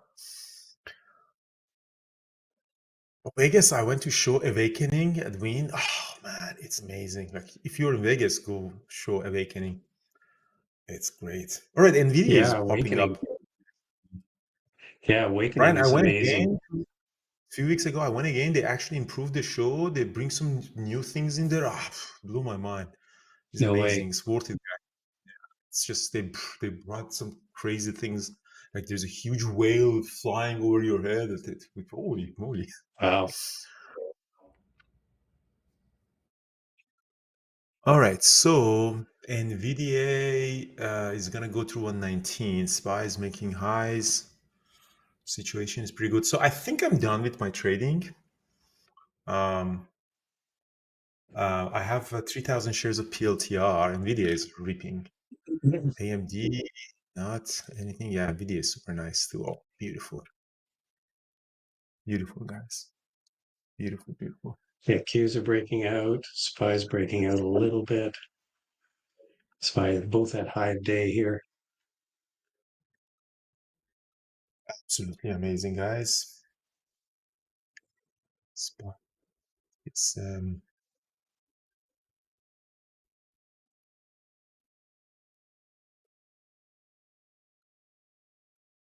Megan, job number in 5 minutes. Jared, you think we're going to get PLTR to 110? That would be a very good news. Yeah, NVIDIA was also a very nice bullish price action at the open. I just didn't jump in there, but I saw that PLTR. So what did you trade, guys, in the chat room? I know, Eamon, you did an amazing trade.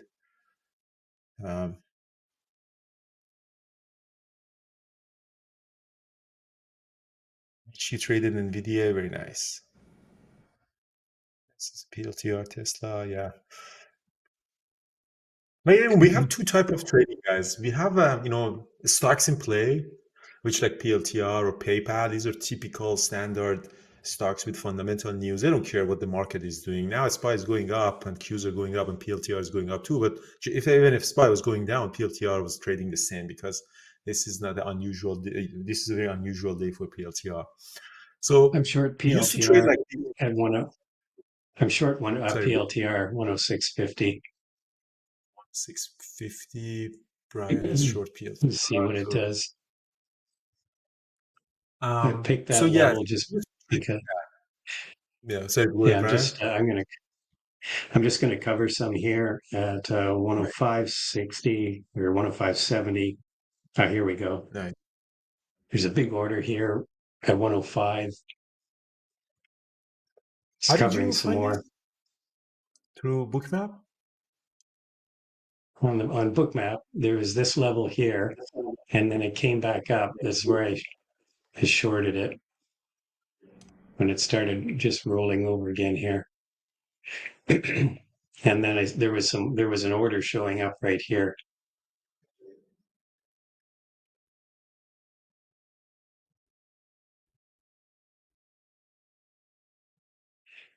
This is a bit of a scary trade because it's sort of counter trend.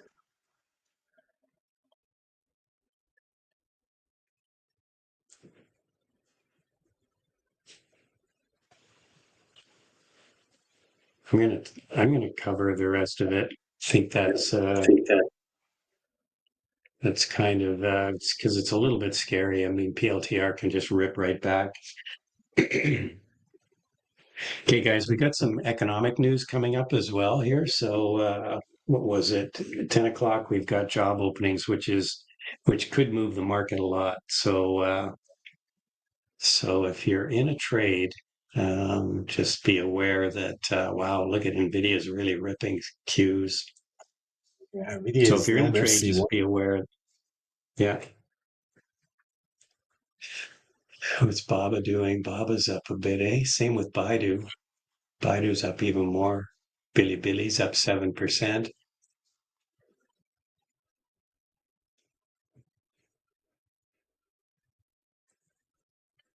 PLTR, I'm still long on PLTR. My average is 104.25. So I might add a little more here just for fun.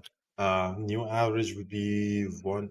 Let me bring my average to 104.73. I either get a stop down or I get another move toward 107. Again, I'm kind of 106.50 is an area. This 106.50 is if it can break through there, it'll make a higher high. Yeah, there you go. So There, it'll be it did 107. make a bit of a higher low.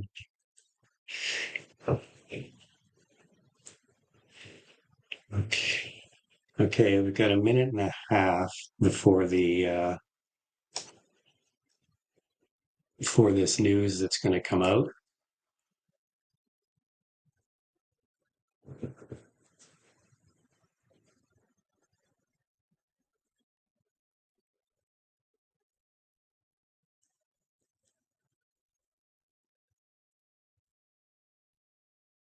Come on, come on, come on. Go to 107, baby.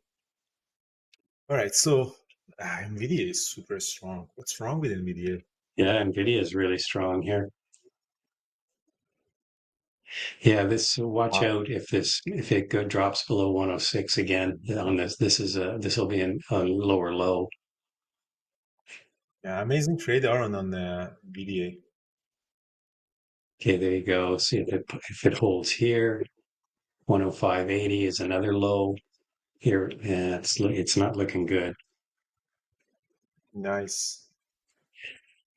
So Google Alphabet, I think Google earning is going to be good. I have a feeling, and I don't have Yeah, any news, but Alphabet's going to be after the close here.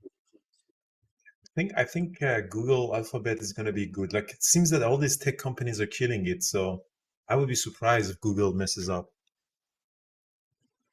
Okay, here we are. Let's see what Oh, happens. look at the numbers. Something came up. Job number. Yeah, US that's what I said. Watch out. The numbers are coming out here. It looks like whatever. What is it? It looks pretty good. Market is US dollar is Yeah, weakening, market's so popping. maybe job number is bad, so the rates are going to come down probably, huh? Yeah, maybe. Yeah, the JOLTS job Yeah, let's numbers see. came out. Expected was 8 million job openings. It was only 7.6 million. So there you go. Yeah. Nice. So that means that job market is cooling off. There means that essentially the rates can come lower. So that means that the US dollar is getting a little bit weaker. The bonds are going to go higher. So the financial easing, and like Federal Reserve have to ease a little bit on the economy. So that's good for the overall stock market. It looks like it. Let's see if PLTR can go back to 107 or not. Thanks, Peter, with sexy voice.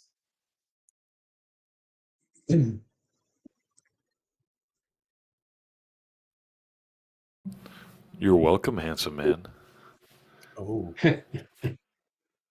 I'm too sexy for my legs. to make that joke. Although President Trump is in power, so we can say things now. So Elon Musk tweeted that we can say things now. According to Elon Musk, we can make jokes now. It's okay. All right, so PLTR, let's see if at 106.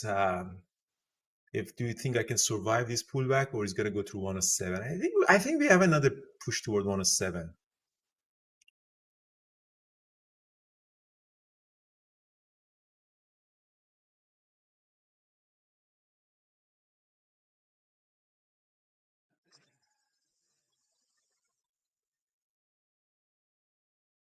Still think that we have 107 in it. The question is, am I going to get stopped out or not? Why 600? I'd say Bookmap doesn't. It looks more bearish to me, but it could pop up again. I mean, it's Yeah, I can change. one of those. VLCN, guys, be careful, Guff. Guys, VLCN is extremely dangerous, guys. Like I know everybody's talking about it, guys. I know this thing is a video maker. The video maker is a expression for something that is extremely dangerous, and it causes you to kill yourself and cause a veto. Like natural gas futures are called veto maker in financial market. Yeah. It's how you can wipe out your account. Yeah. So veto, like someone dies in a house or single. Veto, is it veto? Am I pronouncing it right? Oh, veto, yeah. Yes. Widowmaker means, yeah, you kill yourself. You lose all your And money you're and you kill yourself. And then you leave your spouse exactly. All right, as a widow PLTR or is widower. I'm gonna PLTR. It's soon gonna stop me out. Let's see. See, I kind of told you I was looking at that book was looking very bearish. All right, I'm getting a stopped out on PLTR. I'm gonna stop down at kind of my break-even point. So I'm all out of PLTR. I had a really good on PLTR. Unfortunately, my ads didn't work out, but it's okay. Such is life. PLTR potential 920. Oh, actually, it is at 920. Oh, why did I get out? Actually, it is at 920. It's okay. It's okay.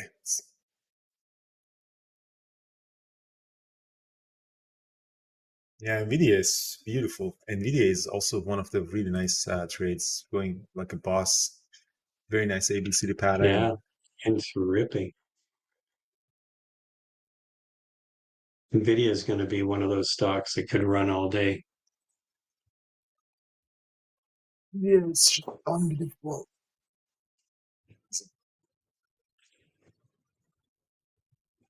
So Excel must be running up too. Oh, so Excel must have a good day. Yeah, not actually a lot.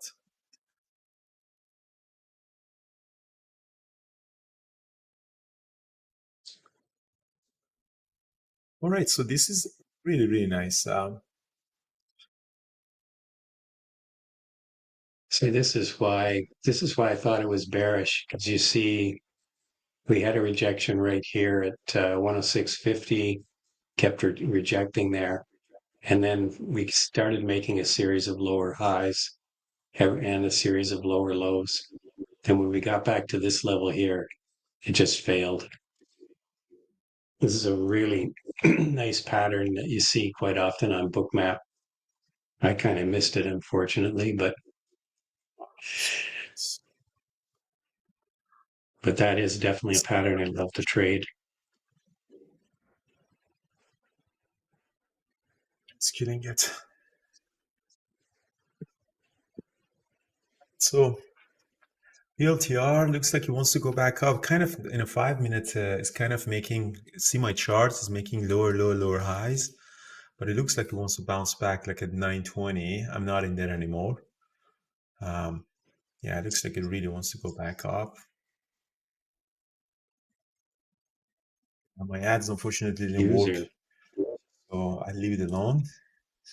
NVDA 120. Yeah, market is Now super you've got quite a strong. now you've got a yeah now you've got a real bullish PLTR book. You can see all these orders here. 106, 106.50 again. Yeah, Now it's just guys, going to get Brian, choppy. Brian can actually share his. Brian is sharing Yeah, yeah. his book map. You can actually in the chat room you can switch with this my screen and Brian's screen. So yeah, it looks like PLTR is now making new highs and too. So I look at the chart pattern candlesticks. Brian is looking at the book map sometimes to make the decisions. Like for me, so again, traders look differently. So for me, lower high is bearish, and now we're trying to reverse it on 5 minute, making higher high and higher lows. And it looks like PLTR has the potential to go back up to the high of the day, and the book map is actually confirming in that situation.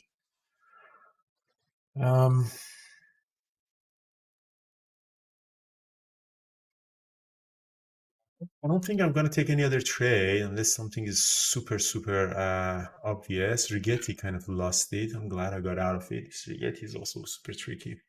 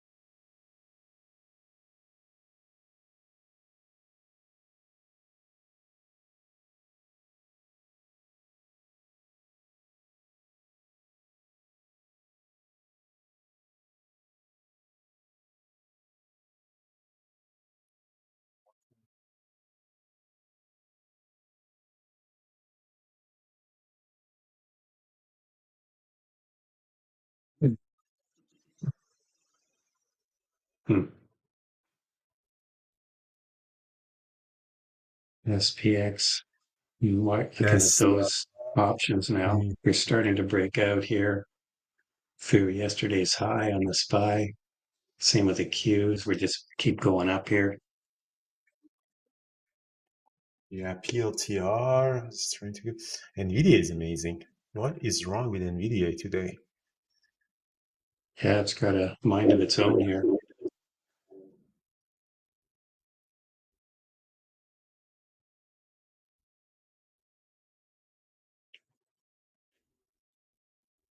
Here we go. I'm just long some SPX call options, 660 10s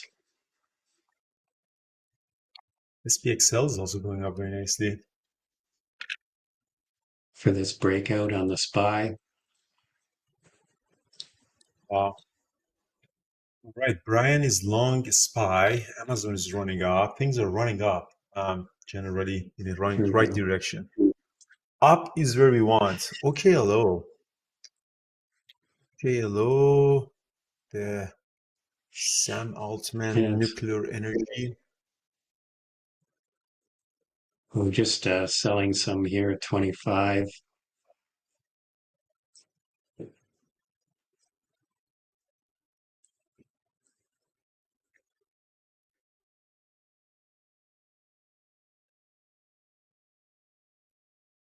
Megan rocked NVIDIA. Way to go, girl. Megan, what did you trade? NVDA, huh? Nice. Did you trade options, Megan, or you traded shares? Shares. Wow, beautiful. Yeah. Very, very nice. Very nice, Megan. Right. Yeah. It's very beautiful. Very beautiful Oh, chart too. two really I like nice. Megan's chart. Clear, very clean. Yeah, two really nice trades. Got it on the breakout. Looks like about a 5 minute opening range breakout. Sold it at a decent level and then took the second breakout.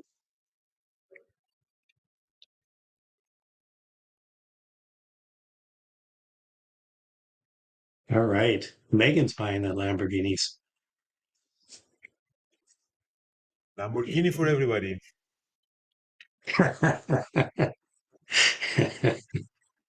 Shit, guys, PLTR is going up.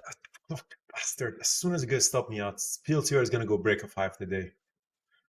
I knew I shouldn't chicken out on this. It's turned out to be super You knew it. 920. You knew it. Yeah, PLTR is going to go to 117. Ah, damn.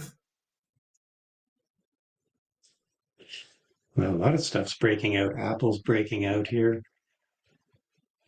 Oh, spy. PLTR is amazing. It's right to stop me out. Like it wasn't even my break even yet. I could have hold it.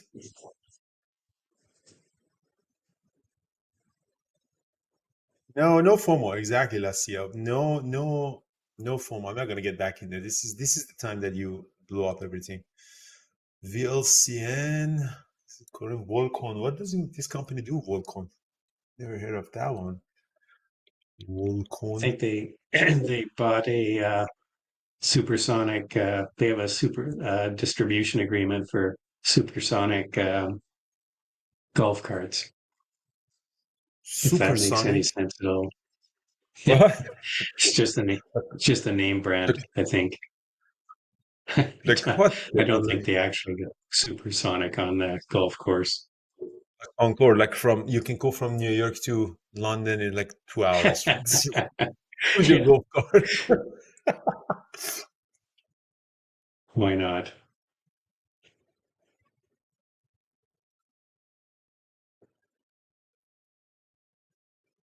Getting a statement supersonic.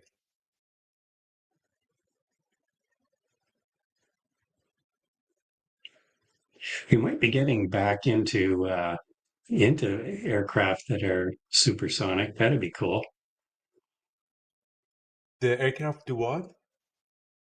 Yeah, well, there's these different companies now that are testing supersonic jets that that they might get back into commercial, Yeah. into the commercial Think- market like the Concorde was. Remember the Concorde? Did you fly or you didn't fly through with Concorde? No. No, I never flew in the Concorde. Yeah, so the Concorde is crazy. Like I watched some videos and stuff, and I read about what happened on the explosion. So there was a part from Yeah, another your flight came off, and then it went into the tank one of in the when it engines. was. Oh yeah, it hit the tank. That's right. Yeah, I think it was the tank. Um,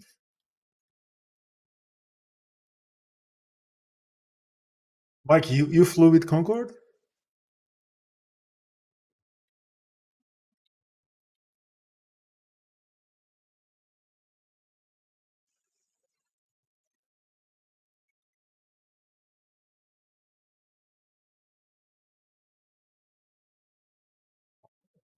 That you flew? Because that one was like 2001, wasn't it? Kind of pre. All right, so VLCN guys, be careful of this one. Take 200 shares. That's the maximum that's worth taking. Honestly, this Mm. garbage. PLTR.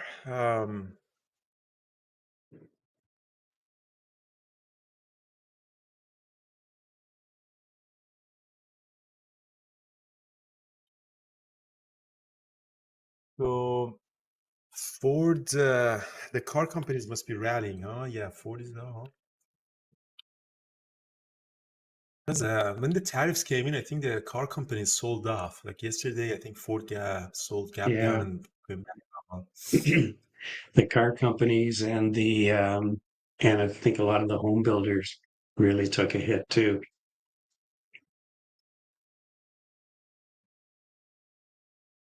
Why builders? Oh, because of the lumber and stuff. Lumber from Canada, because there's a production shortage in the U.S. They can't meet all the demand, and then I think gypsum and wallboard and some of the other building materials from Mexico.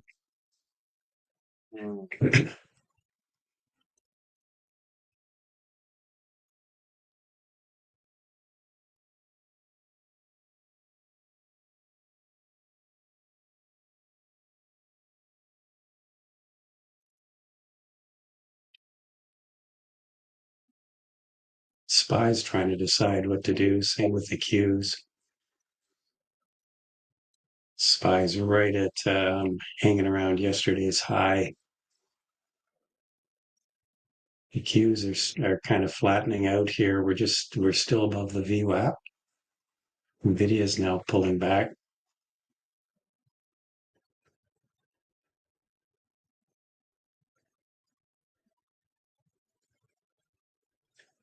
And PLTR sold off again, eh?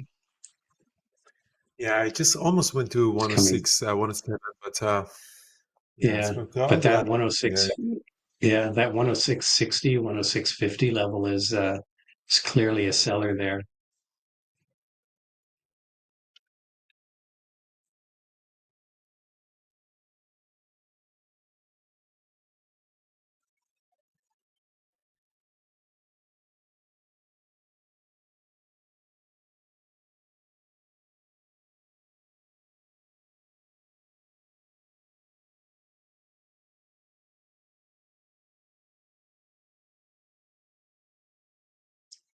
So AMD, Google, Amgen after the close today. If you want to join us for the earnings release, we'll be on live later, 3:30.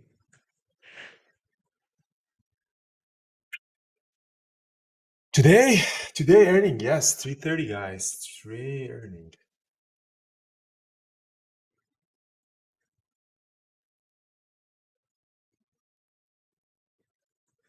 What's the Canadian dollar doing today? Is down. It's pretty down actually. Yeah, US. Sorry, it's Down, stronger. US dollar is weaker. Yeah, stronger US today? dollar is getting. Yeah, I'm Yeah, not surprised. yeah. It looks like the rates. the US dollar is actually that pop up at 150 and then drop significantly. So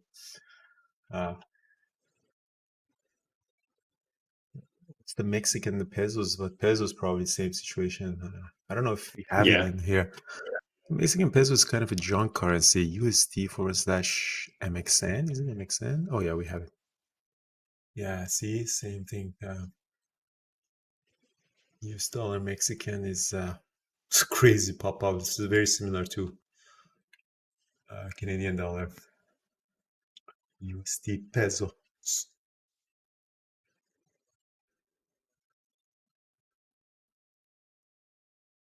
Yes, Pavel. Blue line is VWAP, Pavel.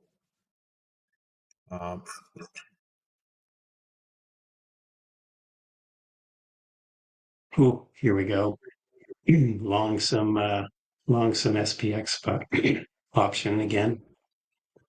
I trade these small because they're a little scary.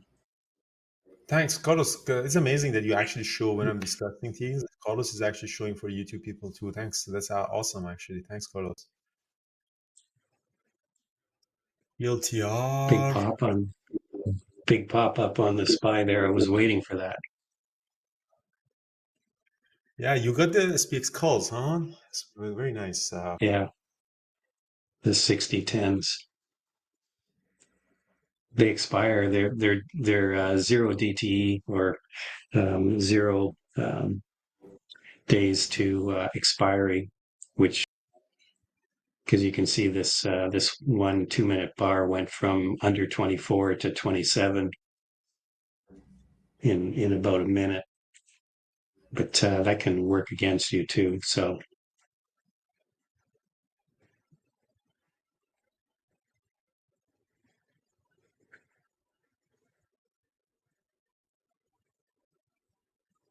PLTR is dropping again.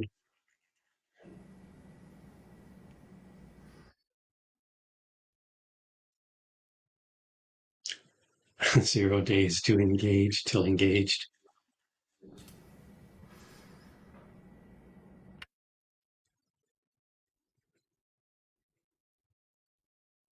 Ooh, So yeah, PLTR now PLTR. selling off some more here. Wow, Yeah. PLTR is getting a bit of a beat down here now. Yeah, so PLTR is again kind of reading. What NVIDIA doing? NVIDIA has also pulled back. Yeah, mRNA is doing its Nvidia's at the 9 EMA right now.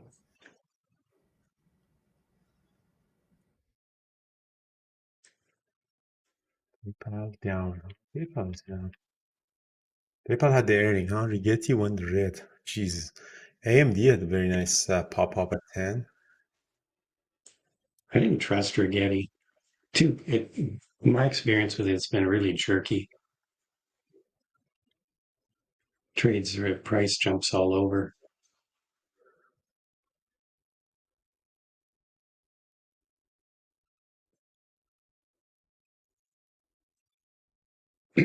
Yeah, what I liked about this SPY trade and why I took it long was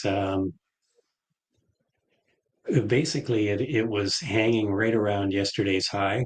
Wasn't dropping, but it wasn't popping. So it kind of worked its way back to the 9 EMA on the 2 minute chart. So it was extended from the 9 EMA, and there was just this period of consolidation that brought the 9 moving average up to it. And when it didn't break down through there, I thought, okay, it's going to pop. So I was just waiting for it to start to make that move there, and I jumped in real quick.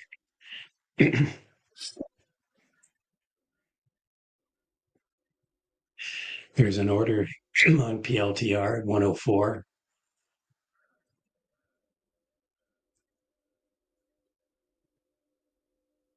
It might be going there next, but it's sitting where 104, 103.96 is the VWAP. So if it gets there, it probably is going to bounce.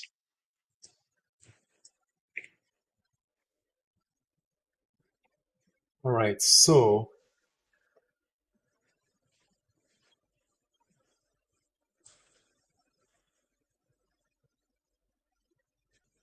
So Vancouver, end of March.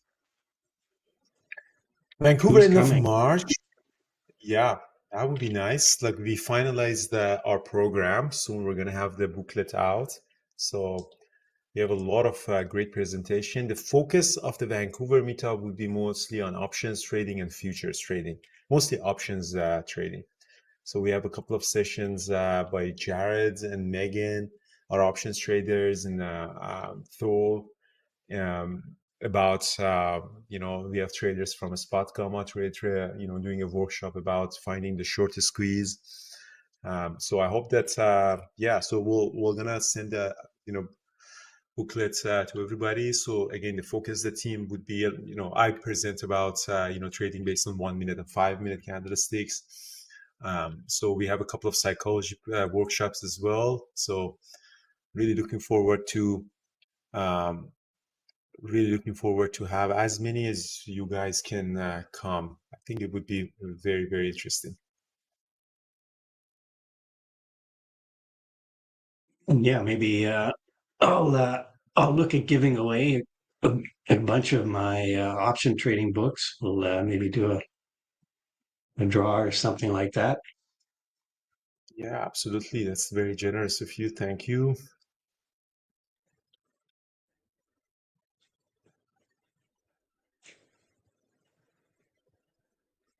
And They can spend trading. we'll get Megan. Yeah, we'll get Megan Yeah. to sign them because they probably want Megan's signature more than mine. Megan did actually But help me not with the on. book. She read through it and edited it. So you just, when you're writing a book, you always make mistakes. Brian, Rahul in YouTube says, I read your options book, extremely valuable and useful information for beginners. Nice. Yeah, like most of our books we try to write them just to keep it as simple as possible. I'm glad, and I'm always happy to hear feedback from people. We're always happy to get, if you have time, get a review on Amazon. Honest review.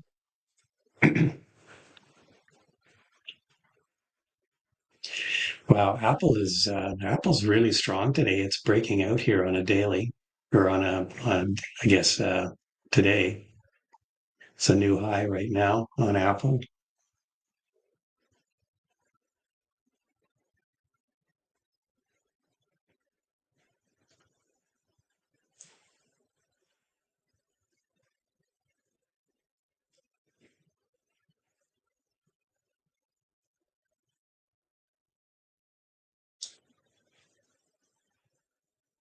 Amazon is breaking to a new high as well here.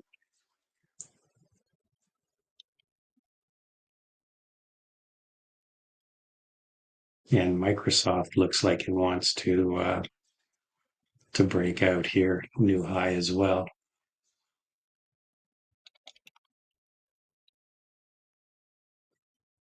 Wow, all the Mag 7 looking very pretty decent, except for Tesla, which is kind of been chopping all day here.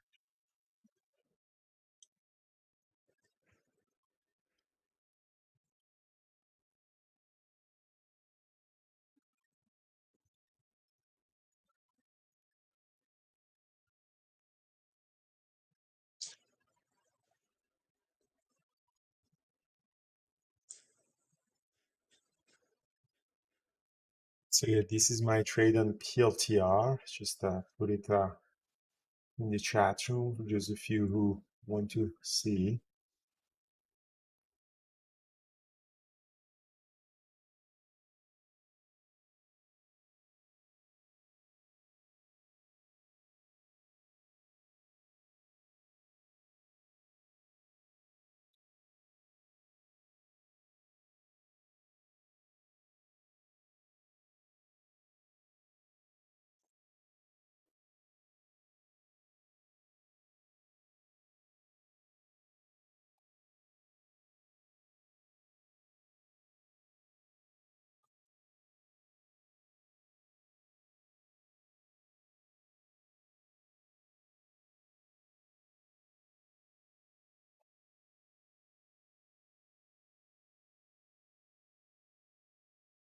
So Just any looking question, for, guys? yeah.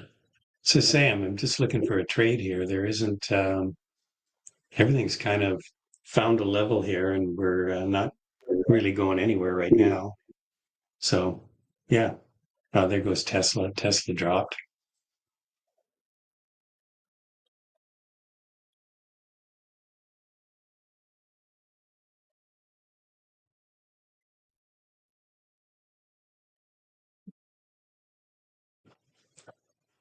And 104 is VWAP on, and we're there now on PLTR. Tesla's rolling over a bit. RGTI short. I don't know if RGTI is. Wow, RGTI went down 15%. Jesus Christ. It's ridiculous.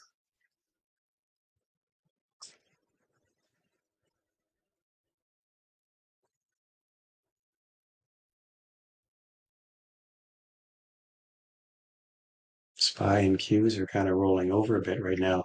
SPY's back at the VWAP. Q is actually, it looks like it's below the VWAP now.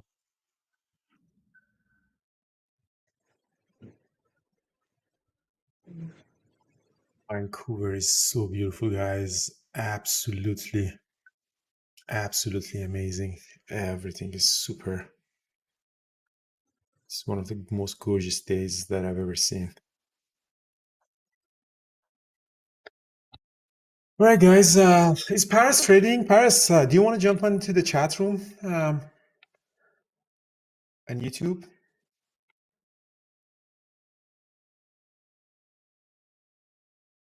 Yeah, I don't know if I want to drive my car out there. Like all the roads are full of. Do you guys see Vancouver? I see my camera. Do you guys see? It's the Vancouver and the mountains and everything. It's just absolutely gorgeous. Let me see if I can show it to you. Do you see that? All mountains, the cities and snow. Yeah. It's just Super beautiful. tons of snow. City, yeah. Very lovely. Gonna go out for a run and do some stuff. Is Paris alive? Right. I believe he is. Exactly, Mr. Pijoy.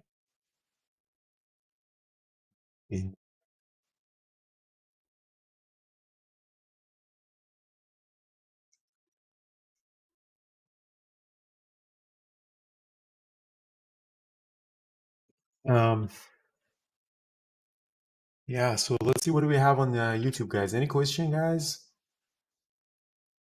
So the price is on USD, KGG. Free membership for everybody. If we get to 1 million subscriber, we can do a Tesla giveaway. That is the plan. We need a couple of That would be cool.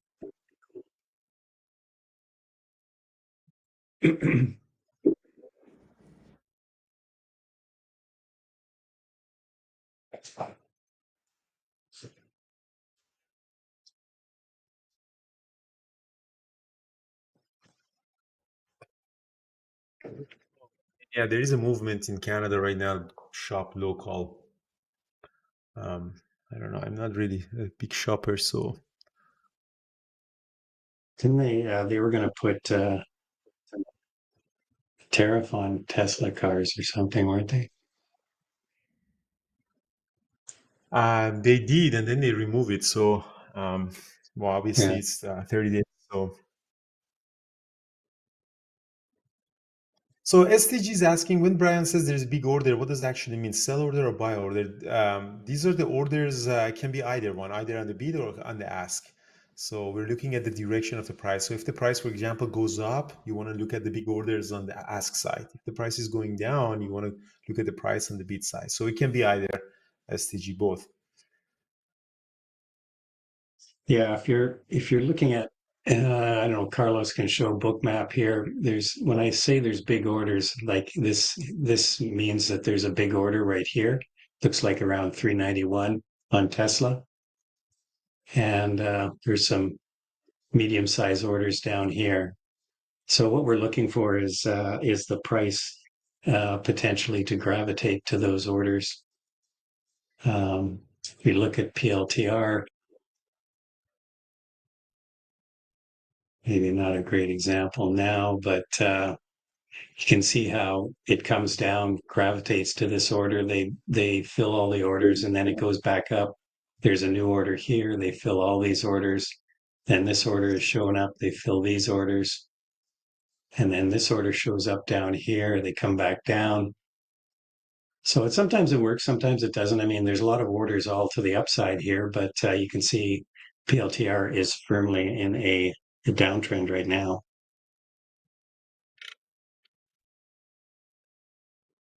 So when I say there's a big order, if it's if the price is trading at 103, say 50, and I say there's a big order at 103, it maybe is an indication that that's where the price is ultimately going to go.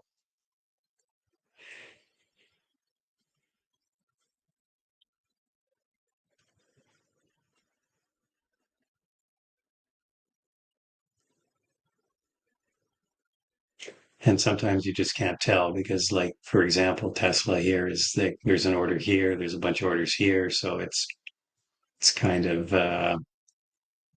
you have to go back to your charts, look at look at where the moving averages are, where VWAP is. This is just a tool, like everything else.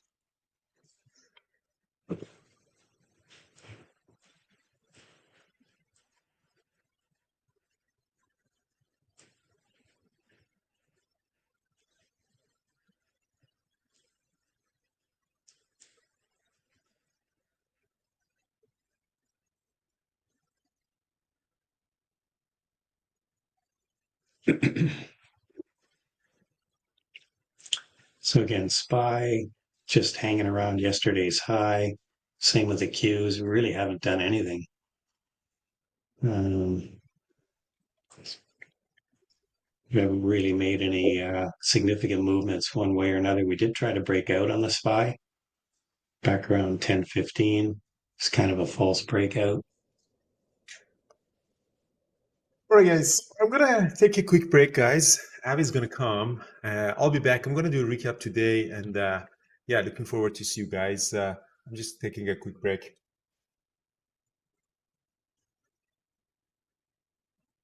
All right, thank you, Andrew. Hey, Brian, how you doing? Hey, good morning. I'm good. How are you doing?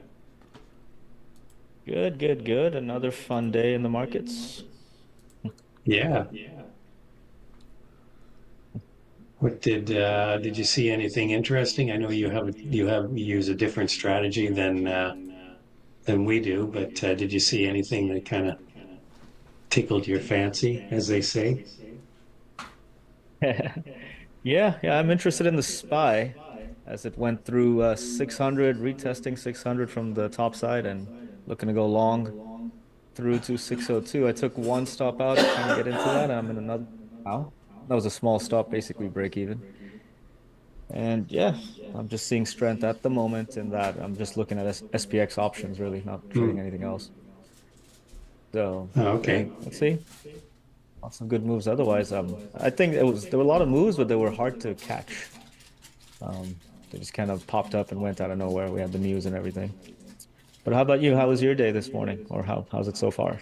No, it's good. I got a short on PayPal, and yeah, I did some very quick SPX trades, and I caught a couple trades on PLTR, but both short and long. So overall, not a bad day. Yeah, nice. Yeah, PLTR was pretty wild. A lot of people have been talking about it all morning. That's amazing. I keep telling my mentees anytime they ask me about PLTR, I'm like, why are you trading such exotic stuff, man? That is too wild for me. But it's opportunity. It's there. But it's there. It's going. Cool. I think we're having some issues with echoes here. Is that right, guys, in YouTube? Carlos, can you maybe help us with that? I can hear a lot of echo from Brian. Can you hear echo from me as well? No, I Yeah, you can't guys hear are any pretty good. echo. Okay. What am I doing wrong? What's going wrong here? Okay. Better now. All right, good. There we go. Echo's gone. Thank you. Carlos did magic at the back end. Carlos worked his magic. Yes. Next thing we know, he'll be ordering stuff from Temu. Discussing that a bit. Man, Apple's relentlessly going higher here. Yeah. Pretty wild, huh? Is there earnings or something that makes it want to move like this? I'm not aware of it. Apple, It doesn't seem like I don't think. or is it just tariff news or something? Yeah, might be some tariff because obviously China's a fairly large market for Apple. Let's just see here. When does Apple report? Did they report last week? Yeah, I All feel these like we already weeks went are. through that. Apple, Yeah, yeah, we did. We had, yeah. yeah, Apple reported last week. So we're done there. See, it popped up and sold off quite a bit. So we may be back down into an area where we're getting some bargain hunting here. Mm, This actually might not be yes. a bad swing trade. Tell me, But Brian, I'm how do looking you at the swing daily trade chart. when, yeah, do you see this as a good swing trade with the massive gaps up and down and the extreme volatility that we're getting these days? Does that factor into your Well, ideas on swing trading? yeah, it does. I mean, you have to Or- be, yeah, I mean, if there's a lot of news that's affecting the markets, in a serious way, I mean, you have to, what I do is if I like a trade setup, I'll, kind of adjust my size, knowing that there could be some additional volatility, external to the trade. But I kind of like these real sell-offs and then finding a bottom. Like you could trade this with options. Maybe you could sell the 225s um, on on Apple. And if Yeah. you, I don't know what it looks like on a premium basis. Let's take a look. Go to the 225s. Get a $1.75 for some puts. Right.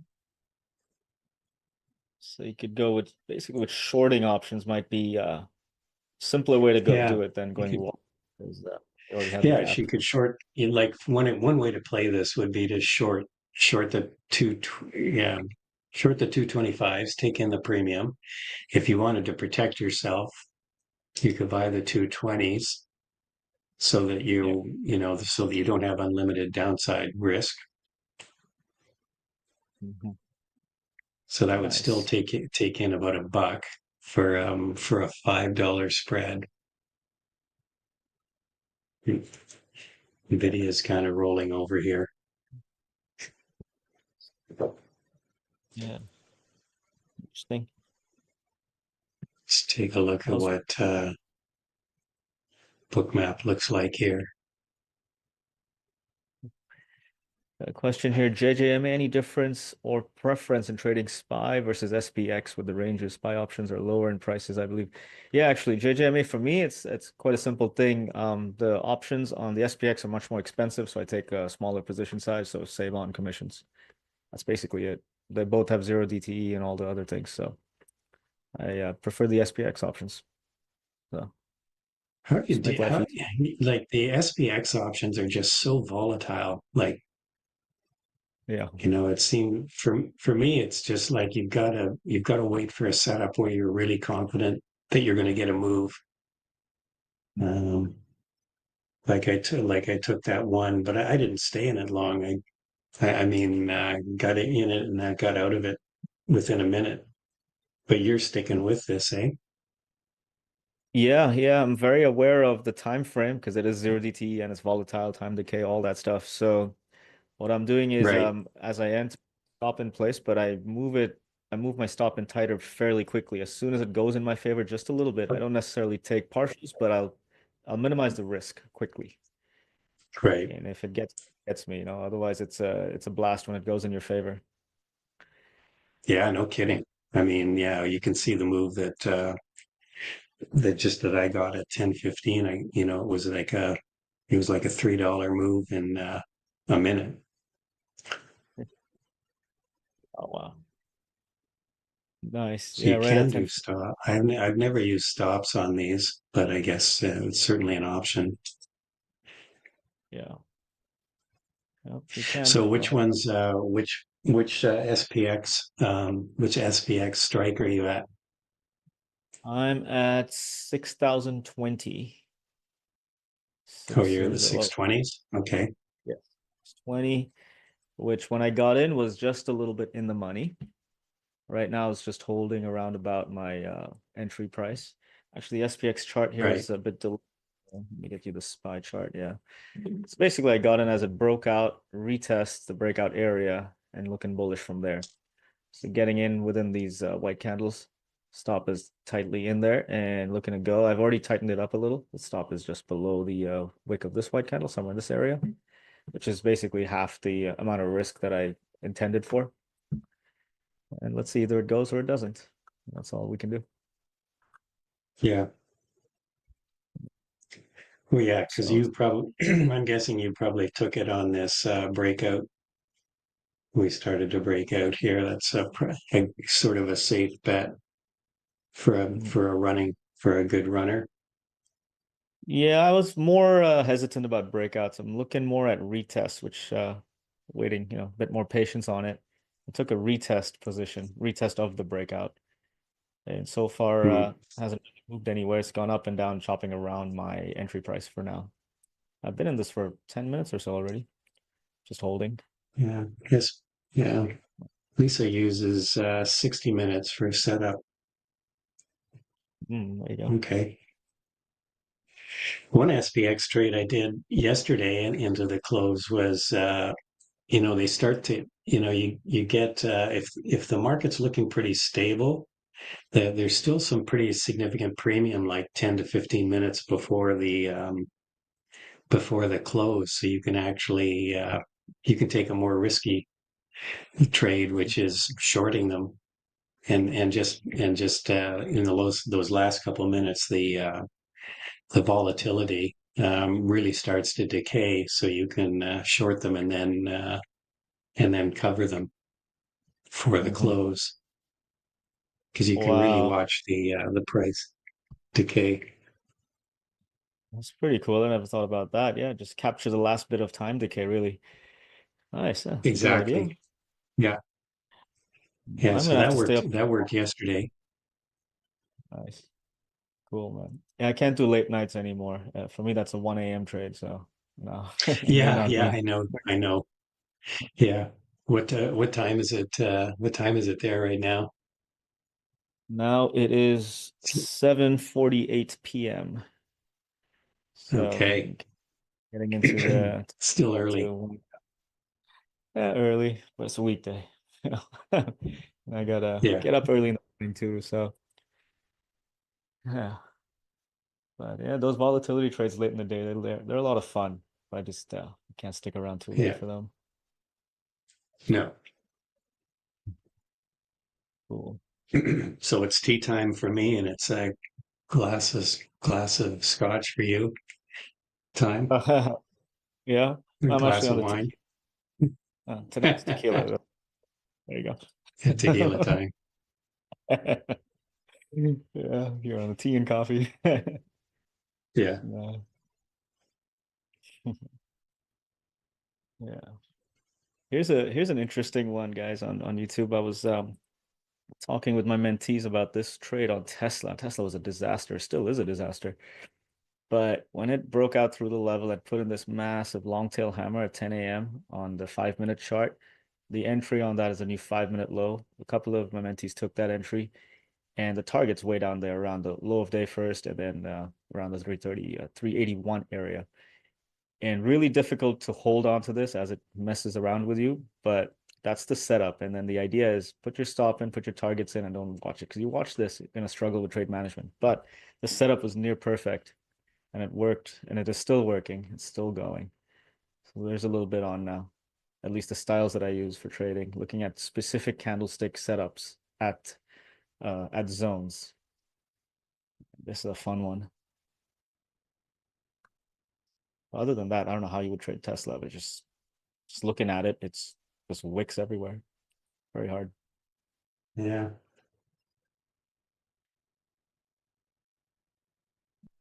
So we got yeah, Apple now also right up at the level I've got on the chart. So as expected, the behavior has changed. It was very bullish and now indecision.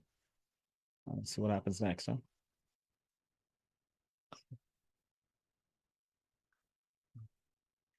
What we got here in the chat? Arvind, you want to know anything to say on high flying gold? I don't know anything about gold. I don't really watch the gold markets or Yeah, stuff like gold has really been on a tear. that. Let's see. The GLD, is that? No, that doesn't follow the gold price. Well, there, yeah, GLD is the I think is the Miners ETF. is okay. The miners is a couple of ETFs is GDX and for the senior miners and GDXJ for the juniors. I was noting this on the weekend in my swing trade video that the miners have really been lagging behind the price of gold, which is unusual because usually the price of gold, the miners are quite levered to the price of gold. You know, when the Yeah. price of gold goes up, they benefit significantly unless they've hedged their sales, which they sometimes do. Yeah. Yeah, they'd have margin expansion, right? With their, their commodity Yeah, basically going up. So exactly. makes sense. Yeah. Yeah. Interesting. So gold. So forget Bitcoin, Yeah. guys. It's all about gold. There you go.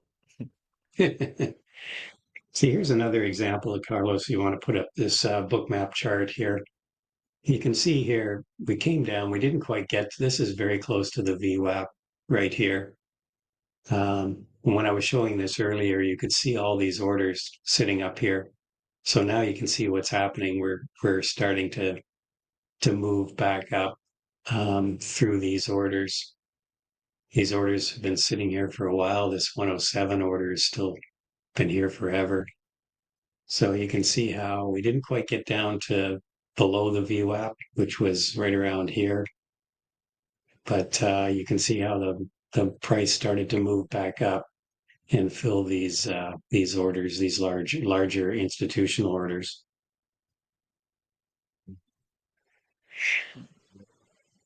That's awesome. It's great when it comes Yeah, together and like predict it. yeah, yeah. The nice thing about Bookmap, it gives you, this is all historical, like with level 2, and if you're just looking at the level 2 chart and your price charts, you don't see what happened in the past like you do with Bookmap. Again, just a tool, but I find it quite useful since I've started to use it. Wow, NVIDIA is coming down to the VWAP here.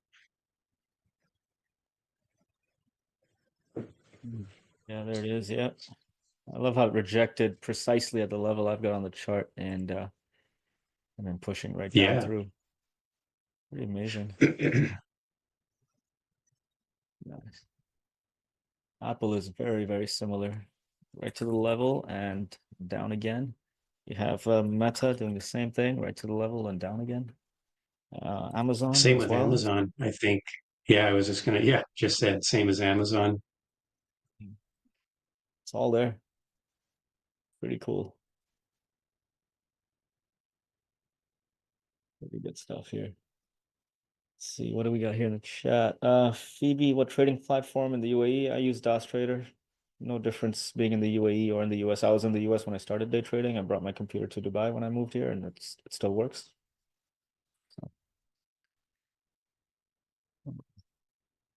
What else we get? Well, PLTR is going right back to, by the looks of it, it's going right back to this. Watch this 106.50 is, there's, there's definitely resistance there. Well, yes. It's been rejecting there so far today, a couple of times. So. Yeah, exactly.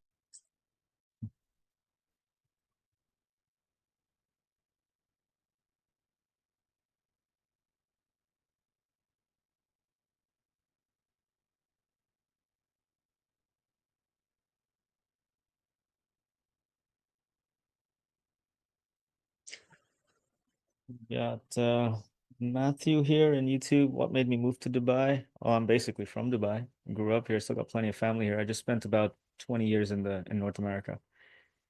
And more recently back home, basically. Quite happy to be here.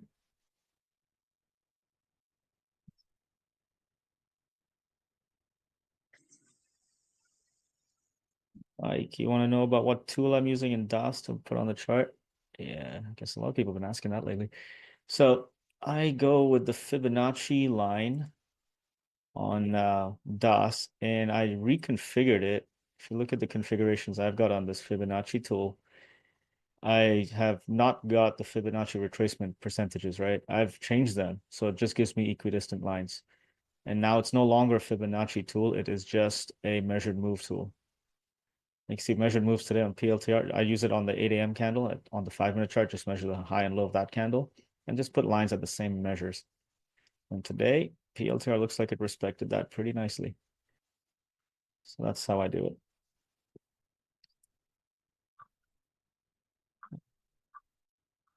Dalton, do I have a full-time job outside trading? Yes, I do. It's mentorship. That takes a lot more of my time and energy than trading. Day trading mentorship, and then there's webinars and all these various things. So, cool. So, what else do we see here? Meta is seriously interesting. I mean, it just went to the level, hesitated. Now what? Next level up. Next level up is 710 in my view. You can see how Meta nicely reacted to these levels, right? To basically a breakout at the open. Yeah. Level looking again. interesting. Yeah. Looks like buyers are in there. But again, I'm not going to touch this. It's not a setup I like. I'm not even trading it. I'm just trading the SPX options. So good to watch. Yeah, Meta's down the move. Just did a high of day break, looks like. Yep, just did it.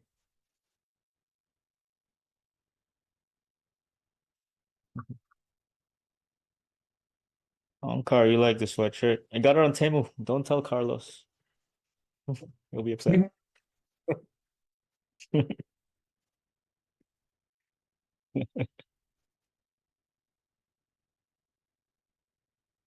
Oh, all right. See, I'm seeing lots of good moves, but I'm not seeing any opportunities to get involved in anything. Look at that Tesla again. I was telling you guys that reversal setup. Now is where you start taking profits. And if you got this entry was here about 388. Your exit, the majority of it, I'd say, is about 382. Take off 90% of your position and go for 381. That's how I would have traded this. Tough one to hold on to because, again, it was messy, but you got to just put on the range orders and not watch it. It's the best way to do these sorts of things. And it would have taken about an hour to get the move, but you can see it's worth it. So that's one that we were discussing earlier in when I was doing live mentorship this morning. ABR, would I trade Chinese PDD? No, I don't trade any of that exotic stuff. That's Brian. He's into all this stuff, man. He's too wild for me. I'm very conservative. No, none of that. We got a couple questions here about different incomes and diversification. Why do traders who make money trading have other income or do other things? Well, because truthfully, in my experience, trading doesn't satisfy. As in financially, yeah, it does fine. but to really feel like you're doing something is a different kind of feeling. In my personal experience, mentorship and doing webinars and all these sorts of things just kind of came organically. I was just trading. I wasn't doing anything but trading, figuring out trading and all that. And then people just wanted to understand more about what I'm doing. So eventually I ended up here as a moderator with BBT and now doing mentorship and webinars and all this. And it's tremendously rewarding when you receive messages from people who, say that they're finally getting their trading going or they've elevated their trading and their families are benefiting. That's the sort of stuff that, most of my day is spent on doing that kind of work. Because mentorship takes a lot of time, right? One-on-one sessions and live trading sessions and all that. My trading itself is just put on the trade and let it run, leave the range order in there and don't look at it. So it doesn't take a lot out of me. But there's a different feeling when you're truly, adding value that way. Put it that way. But well, in my sense, I'm kind of doing it selfishly because I want to feel like I'm helping people. It's just a nice feeling. So call it selfish if you like, but it works for me. So Yeah, I tend to agree with you. It's yeah, just trading is kind of boring, and it doesn't really, I'd say it's boring, but it just doesn't give you, doesn't necessarily make you feel great at the end of the day. But when you're helping people, when you're writing books and people say it really helped with my trading, so that's where you get the satisfaction. yeah, yeah, absolutely. And I had the same thought when I first started trading. I figured I'm going to just trade for a living. I will not do anything else. I'll just go ride motorcycles all day. But that doesn't satisfy, truthfully. It just does not, I've tried that. I did do that for a while and it's not, no. So I'm just grateful to be here and be able to talk with you guys. And, this is more important. It's much more satisfying. All I can right, still go well, right. I'm Go gonna ahead. cut out here, guys. It's 8 o'clock. I'm gonna grab some breakfast. So hopefully I had a good day. We'll catch y'all later in the day. We're gonna be on for the earnings. So see what happens then. Cheers, everybody. Awesome. Thank you, Brian. See you soon. All right, thanks, Brian. Guys, over in chat, I'm going to disconnect here. Avi and myself are going to continue in YouTube, so we'll see you there if you're interested. But Thor's coming up next here in our chat room. And for those who are on YouTube, if you want to see what our chat room looks like, check out the links for how to join the chat room and get the rest of the day of live trading in chat. So we'll continue here on YouTube.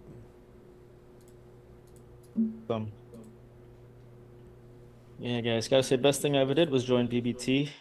I mean, that's where I started learning trading and everything. And like I was saying earlier, now it's very satisfying to be able to participate in helping people in this journey. So check out BBT. Seriously, and I bounced around between a couple chat rooms before I found BBT, and clearly I like it because I'm here. So what's we got here? Canon opening a margin account. Yep, I've only ever had a margin account, so don't know anything else. Kyle, IB in Dubai, that's right. T-Man, selfish, you don't think so? That's funny. Yes, Mastermind, you can open an IB account globally, as far as I'm concerned. Okay, I haven't tried to go to China and do it, but even there, if I did it and I had trouble, I'd probably use a VPN and get around it. Nikita DM, why do you pull measured move from the 8 a.m. candle? What is special about 8 a.m.? That's something Thor can tell you a lot more about than I can. I basically picked it up from him. 8 a.m. is all settlements, as far as I understand. All these orders that were waiting to get filled overnight, the market makers open at 8 a.m. and all those transactions go through and they make a big range.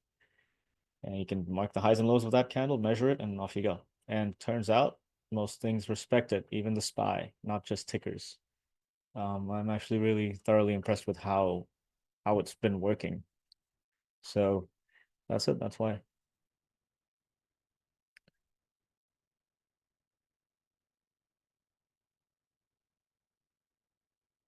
Our nation kick out. You're struggling with trading, you're not having good results, you want to give up.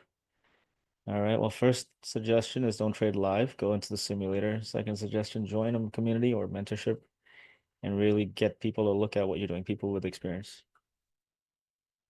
Do those two to begin with, but don't put more money in the markets until you get some stability.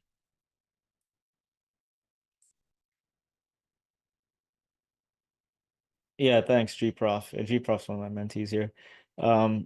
Yeah, you don't want to look at the 8 a.m. candle on other platforms like TradingView. It's always something different. Everyone's struggling with that. So it's basically straight up on DOS, the way it comes out here. DOS has all the information, so I just use it that way. Very straightforward, simple. It's there, it's available. And that's it. What are we doing here? SPY is making an interesting new high. What's going on? Just paying attention to something here. Okay. It's a curious bit of action. Anyways, that'll be. Let's see, Matthew, KTM. Is it possible to open a trading account as a business in Dubai for tax purposes, or is it impossible? Listen, yes, of course you can. All you gotta do is open a business and then open an IB account in the name of that business.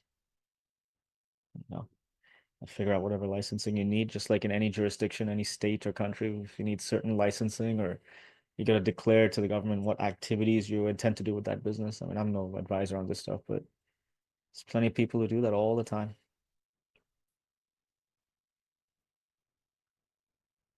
Gig Tech on the SPY, I've got 602.45 on my chart.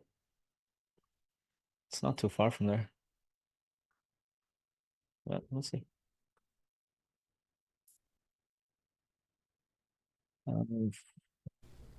A beta, do I trade on the 5-minute open the trade and think more only magic for that? I'm not sure what you're asking here. But yeah, I only trade the 5-minute candles now. That's all I trade. Looking back at this Tesla chart, I wish I was trading these equities. I only stopped doing it this week. Look at that. I would have taken that short and just had a day with it. Anyways, can't catch everything. Here, Mike, I'll show you another setup, guys. Seems to be happening. Oh, it's a tough one. Microsoft broke out, came to retest. Basically, where it broke out from, you can see the price action. And maybe it goes. That pattern's decent. It is tough. It is messy. It's not ideal, but that's kind of what you're looking for. If you look at NVIDIA, same idea. Through the level, bouncing off the level again. Retest. I mean, it could go up and make a double top and go all the way down again, right? That's where we manage risk. What else do I got here? Hey, Abby, how you doing today? Hey, Carlos. All good, man. All good. What are you Good, into man. today? Glad to hear that. In nothing, man. I am you from yesterday. I just froze on so many opportunities, man. Frustrating morning, but it's okay. But yeah, nothing for me right now. By the time I looked at everything, it was gone. And you know, for the 5-minute RB, that's one of the things that's every strategy has its good and bad. And one of the bad things for the 5-minute RB is that if you don't get something fairly early, and you're focused on one tickers, you're gonna miss some other ones that are gonna run. And again, that's one of the downsides to this strategy, right? So it's a very great strategy. I love it, but man, if you miss some entries, or you look at the wrong stocks, you know, it sucks. But other than that, man, I'm doing well. Can't complain. The week started off good, so I'm happy still so far. Let's see how the week ends. That could change. That could Nice, nice. change. Yeah. Yeah, that's an interesting point. The strategy, you will focus in on it and you will miss other things. Well, I'll just take that Yeah. one step further. I'm only looking at the SPY and nothing else. And it's driving me Yeah. nuts. I'm just not trading anything but the SPY, just these options. And look, I'm Mm-hmm. seeing 20 moves on Apple, Nvidia, Tesla, everything. But you know, you don't trade outside of your setup. So very important point, Yeah. and accept it. You gotta accept it, man. It's just how it is. Yeah. You know, we're talking about, and just to hold ourselves accountable, we're talking about NVIDIA kind of being choppy and waiting for the breakout. Well, if you look at NVIDIA today on the 5-minute, it did quite the opposite. It had a beautiful 5-minute ORB, and I was just kind of, oh, no, I'm not going to take it. It's going to be choppy. And it had all my criteria. And for some reason, I had to buy. I said, hey, this stock has been choppy for the first 30 minutes. We were going to wait for this breakout, and it breaks out, and then it's gone. So that already got me frustrated. Like, what the heck? But it is what it is. Nevertheless, man, this market has been so good to us. We just got to keep taking advantage of all the volatility we're getting. It doesn't matter whether it comes from politics, catalysts, earnings, whatever. For trading right now, this market is awesome. So I'm glad I'm seeing in chat a lot of comments of people that traded, got some stuff in today, traded PLTR. A lot of people made their day with PLTR today. Joined Andrew on that trade. That is awesome, and that's kind of what we want to see. So great stuff, guys, out there today. Nice work, guys. Yeah, take advantage of what the market gives you when it gives it to you. And when it doesn't want to give you anything, don't force it. Just walk away. Yeah, So that's it. how this business goes. That's how you last a long time in this business. Yeah. There you go. So looking at questions here. Ayub, you want to look at Google? Google. Let's see. Went through the level, bouncing off the level. Looks like it's just consolidating, sitting there. It could go long, short, anything. I don't have an opinion on it up here. I don't like its behavior right now. It's a disaster at the moment. Mia, you took PLTR double top. Oh, I see it now. Look at that. Double top, yeah. So it went from down to up. Very nice. Massive double top. Once it prints bearish, you can get in the short, yeah. It's a massive double top, which ideally means it's going to be a massive move. But, don't get too greedy. Yeah.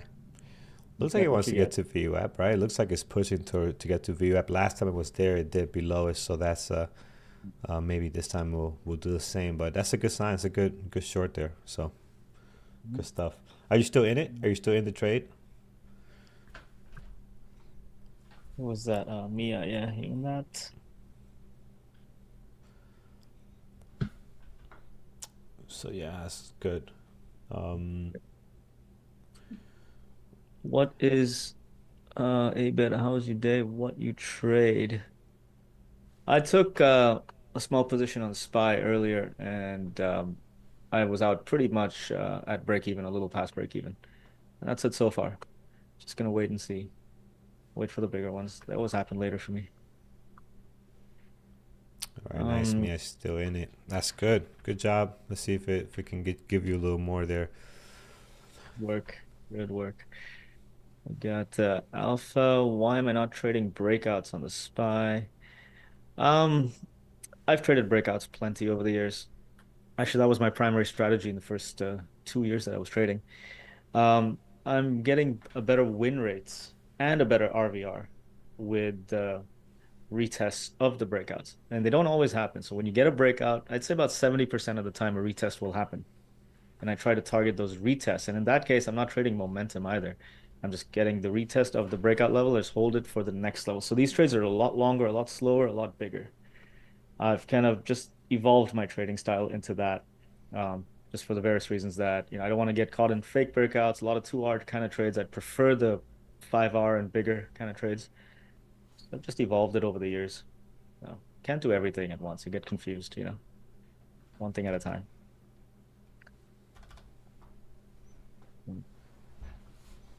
All right, what else we got here?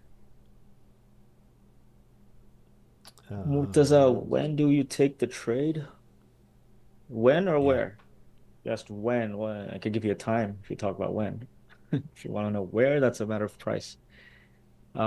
Basically, the SPY, when it broke 600, it was an hour ago or something. I went long the retest. Yeah, just above 600. Retest of 600. There you go. Where? Makes money. Robert, out of the money would be extreme volatility for what I'm trying to achieve here. These trades take a while, 30 minutes, an hour, 2 hours to go. And if you're having extreme volatility, I mean, you're basically going to have lots of time decay. It's going to eat up the profits. If you're trading quick momentum plays, then going out of the money makes perfect sense. But I go in the money, just slightly in the money, which is plenty volatile, man. It's you're already dealing with a lot of time decay. So again, depends on your strategy. Fast moves, you're in the money. Slower moves, I suggest out of the money. At least that's my view on it. But guys, we're having Spot Gamma come on tomorrow with us here at 11. Yes. And those guys yeah. Carlos, tell us about that, man. They're all options, Yeah, aren't they? so they're all options, and they have a tool where they can show you how the price action is behaving. So I don't trade options, so I don't know it too well myself. But I see them do a presentation for us in the past, and Brent, who's one of the founders, she's going to be joining us.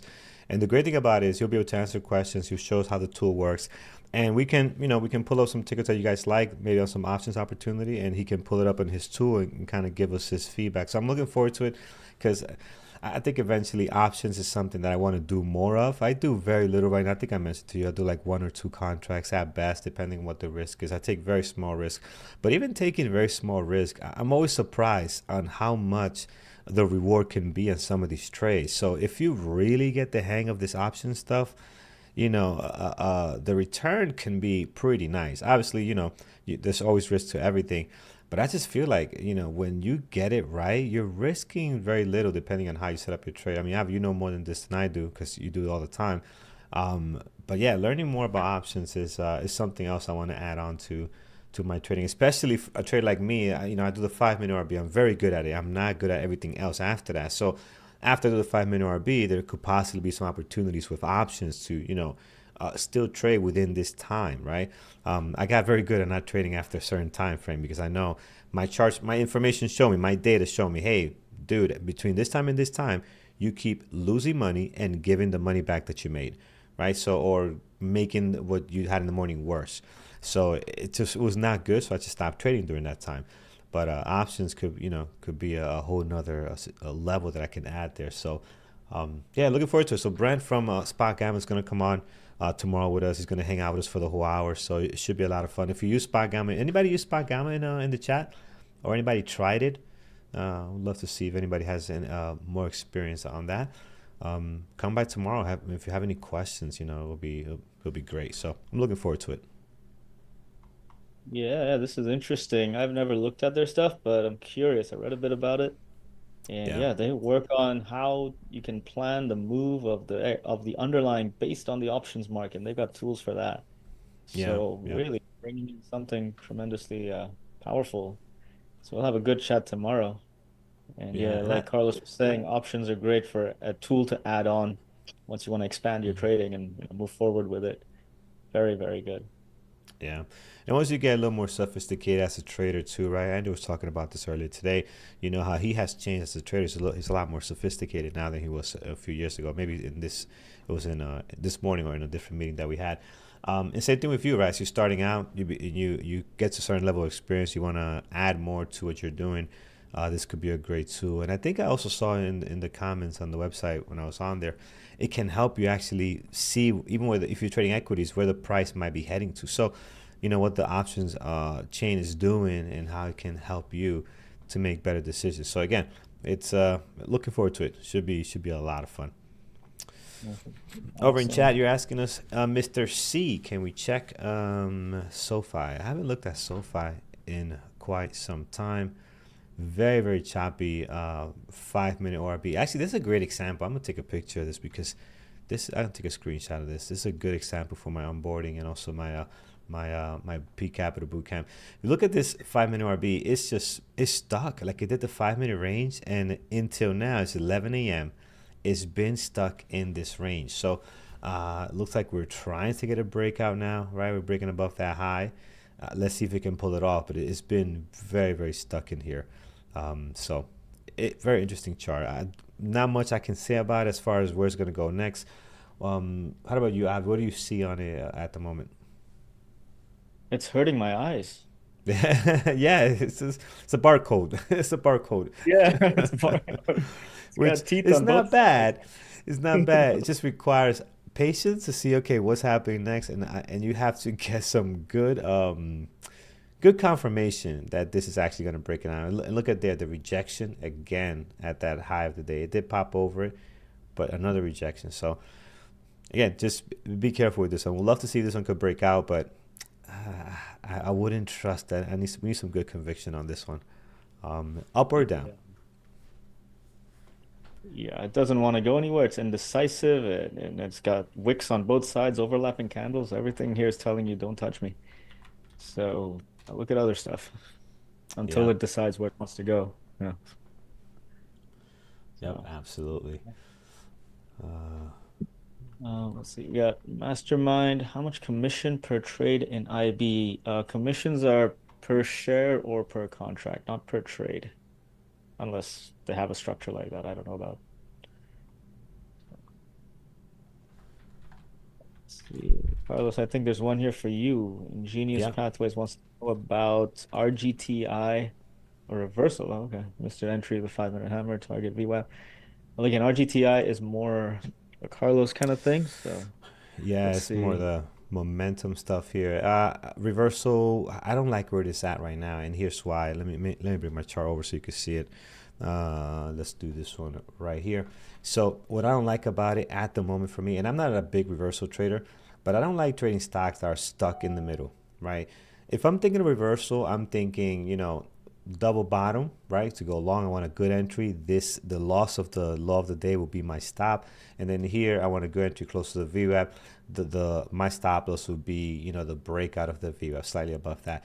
You're kind of in the middle right now. And usually this is an area where, it's the worth the risk to reward, because your stop has to be at VWAP, right? You could arbitrarily put at 14, but that's not really a technical level that I would like for a stop, right? So I like my stops at technical levels. So here in this middle zone, it's a tough area because it can go either way. You know who talks about this as well? Thor. Thor talks about this middle area. It's like a dead zone, right? So you want to be careful if you're getting in here. Now, if you already got in, you're in good shape. So hopefully you can get towards the low of the previous day close here. So let's see what it does. Yeah. I was telling Brian as well earlier, and even my mentees earlier this morning when I was trading live with them. Well, to me, this is all incredibly exotic stuff. Oklo, RGTI, all this quantum and AI. I don't even know anymore what's going on. I block it all out. I'm like, nope, I'm looking at the spot. And that's it. This You is guys are this is all so good. wild.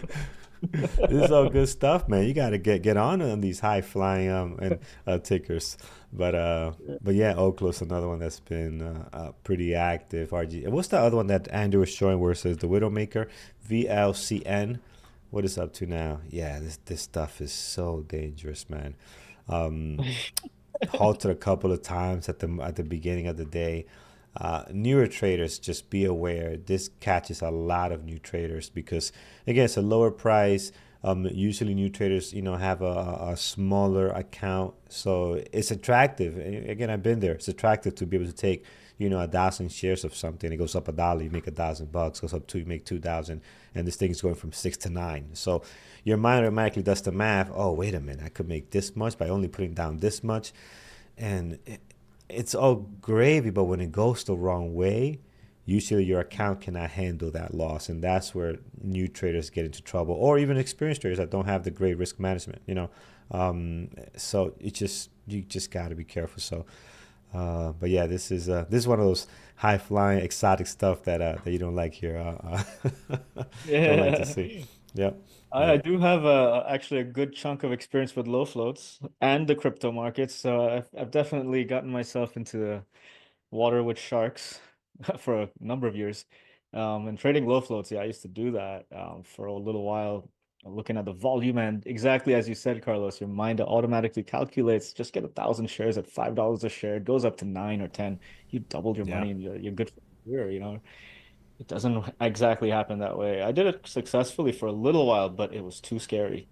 I Yeah. very quickly It's decided. it's a whole different ballgame. Actually, before Bareboot Traders, I was in a low flow trading community, and they're not around anymore. So I could say the name is Cameron Foos. So I was in his low flow trading community, and there was a really great guy there. But you can notice that the really good low flow traders, they're sitting on their hands. They're taking 1 or 2 trades a week, and that's it, right? So these guys will come in. This one gentleman, he's still around doing some other stuff. He'll just sit there and wait, and he'll go the whole day. Okay, no trades today. I'll come back tomorrow. And I'm just like, as a new trader, I'm like, I want to take a trade. I want to take a trade. And I didn't understand at that time the requirement to wait. I didn't get it. Right, I was too eager to hit the button. So to me, that didn't make sense. And I was like, okay, let me keep looking for something that fits my style, my personality, which is very important. And that's when I found Andrew's book, Bear with Traders, and I'm so glad that that's the route I went. But But yeah, the good low flow traders, I noticed that they sit and wait longer than we do. We think we wait. No, the good low flow traders, they wait a long time for that perfect setup. And once they get that perfect setup, obviously they're putting heavy size on it. But the waiting game for good setups is crucial on that stuff. So, I understand it now. I look back and say, okay, I see why they did it that way. This is not a career where you come in and just start slamming on the button, where every time you see something moving in one direction. So it requires a lot of patience, So yeah, low flow stuff is not for me though, man. It's like a heart attack on a plate every time. So it's too much for me. I like this style way better. So Nice. yeah. Yeah, I have the same experience. I would take maybe one trade every 2 days or something when I was doing the low flow thing. So same Yeah. experience. Yeah. Tough one. It is. Andrew actually met him back in the guy from that community. They met in I forgot what country they were in, but they both met each other, and it was pretty nice. He put an article out on that. All right, what do we have, friends? What do we have over on YouTube? Anybody in anything right now? We'd love to see if anybody's in any position. I know somebody mentioned they were in a reversal on was it RGTI? Which was the reversal somebody called out? Yeah, RGTI. So you're still in that? It looks like it's trying to get going there. Brett, you're sitting on your hands. Nicholas Short, SMI. Let's take a look at SMI. See what's going on there. Oh, wow. Man. I gotta ask. I gotta ask. Where did you get in on this, Nicholas? Wow, that's very nice. Catch that. Oof. At the top? Well, there you go. You got a signal right at the top. Nice work. Yeah, pretty much where it struggled last night. And you picked that top. Nice work. Yeah, that's awesome, man. That is awesome. Just a reminder, guys, we're doing Apple today for earnings at 3:30. We'll be on to go over the Apple's earnings and see how these guys do. Right now, their daily is bouncing a bit from the couple of gaps downs they had yesterday. So kind of covering yesterday's red candle at the moment. Getting very toppy on the 9 moving average, and we'll see what's next. But Apple is going to be fun. Should be interesting. Always is.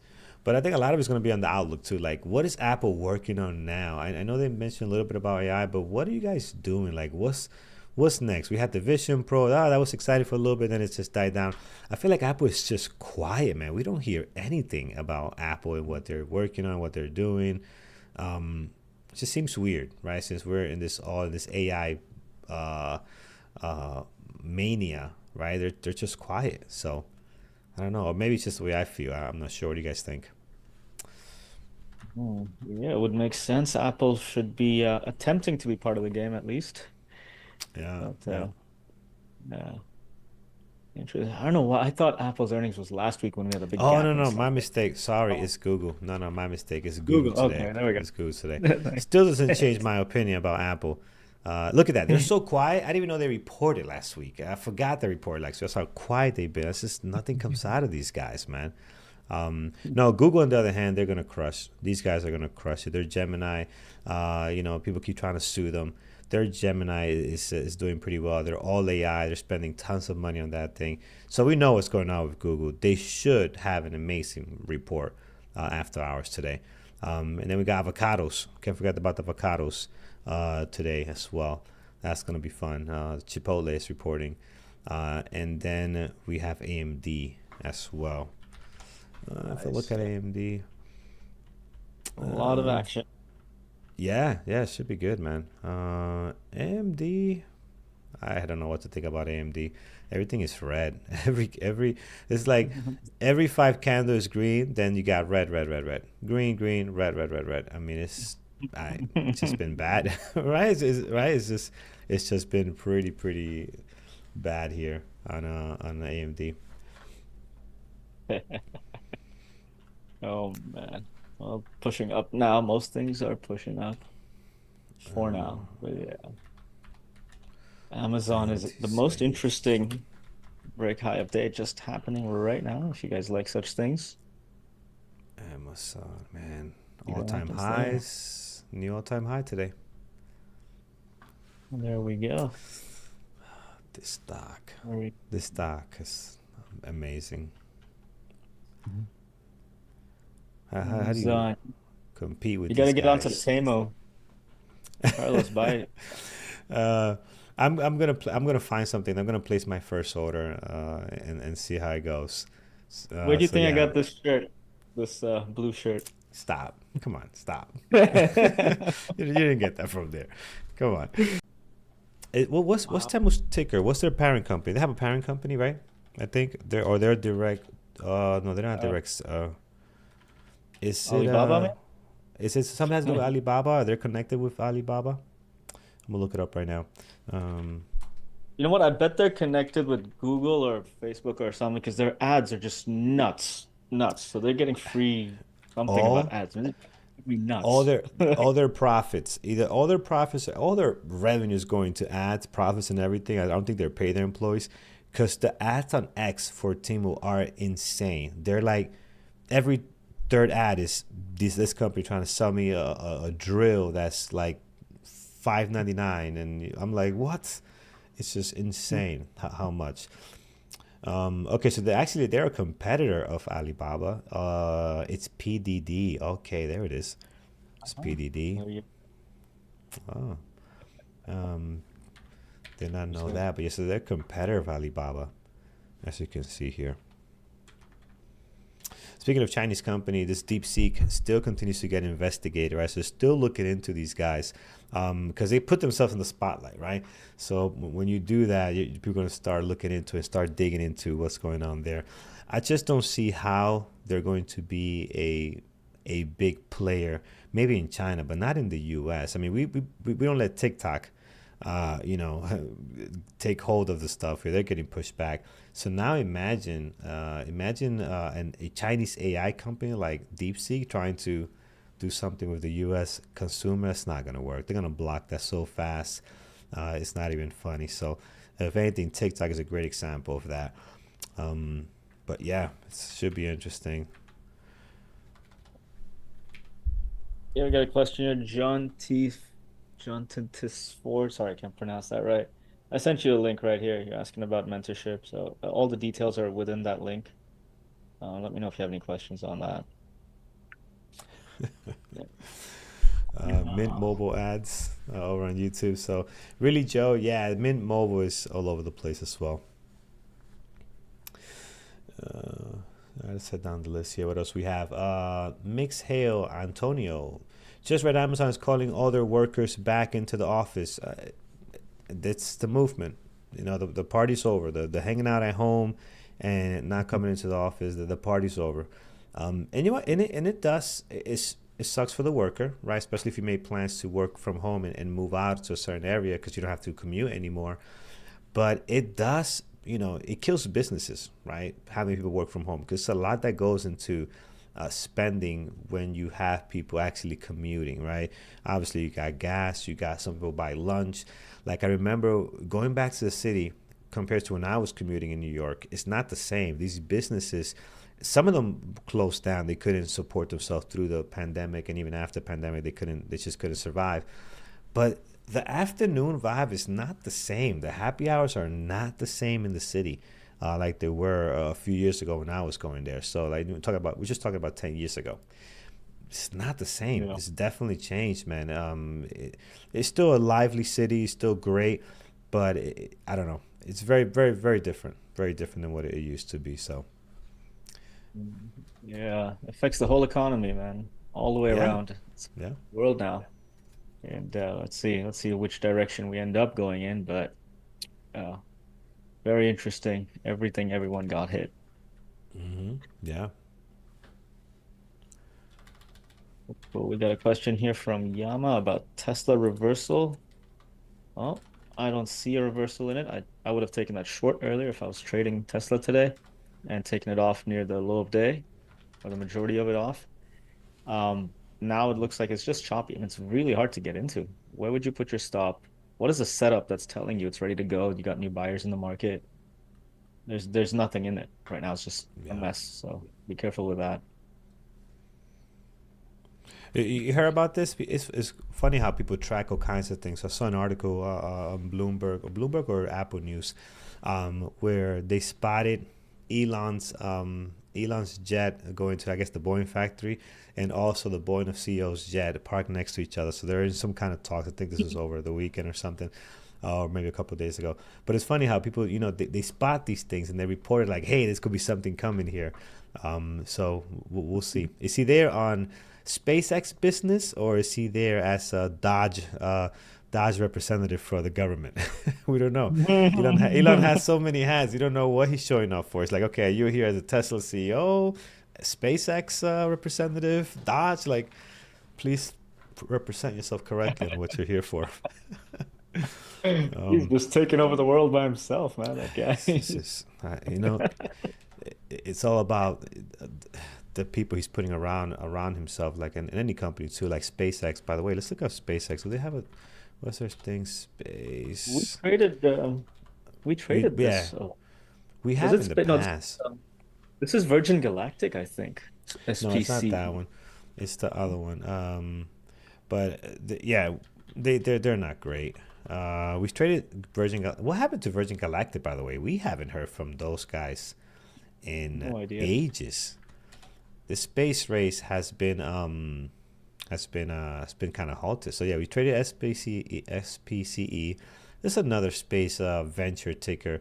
Maybe it's not SpaceX. There's another one too that's out there besides SPCE, because we used to trade them a lot. Can't remember now, Well, but Bezos has Blue Origin, I think. That yeah, doesn't Blue trade. Origin, but that doesn't. I don't think that trades. Yeah, Blue Origin is the one I'm That's thinking of. Yeah. private company. So it's interesting. We'll see. We'll see how that goes. I remember It's funny how we go through all these kinds of different sectors, right? Like the space thing was hot for a while. Then we had the Bitcoin stuff when Kodak was getting into it. Like we go through all these different sectors and they come hot. Then we had CCL. We had the travel companies. Everything now is tech, AI. AI is what's driving things and has been for a pretty long time. And in talks with AI, look at PLTR. PLTR looking to head back up. So bounce off the VWAP and heading back up. And that's where I think somebody had a short on this, right? You had a double top on this. That's where your target was. That like the VWAP. That's where I would be looking to at least take a partial. So hopefully you did. And hopefully you're managing good there because it's coming back up to that 106 level. So Cool. Yeah, I see it. You guys hearing the background noise coming through my microphone, or is it all clean? Are you hearing anything, I hear it Carlos? clean. Not hear it clean. Yep. Oh, good. I was just wondering because yeah, it's an interesting story. We have a bit of a music studio upstairs, and I can hear all the music started. And Wow. it's my dad invited some of his friends over, and they're just jamming with the guitars and drums and everything. And so They don't I was like, care about what? they don't care about Avi's live stream. They're ready to jam. And he invited his friends a few days ago or last week or something, and it's only just Yeah. before the market opened today. He's like, if you want, you can come to my party and play music with us. I'm like, what the hell, man? Am I some sort of like convenience for you? What the hell? No. It's like That's awesome, man.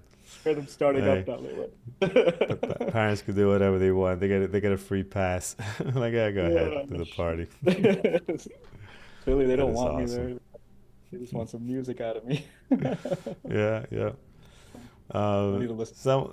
Someone in chat mentioned CCJ. CCJ up 6.3, no volume. These type of stocks for me are very hard to trade. Just because how light the volume is, you really can read the price action. Level 2 is not going to give you a whole lot when something is this light on volume. Like you're getting 40,000 shares on a 5-minute candle.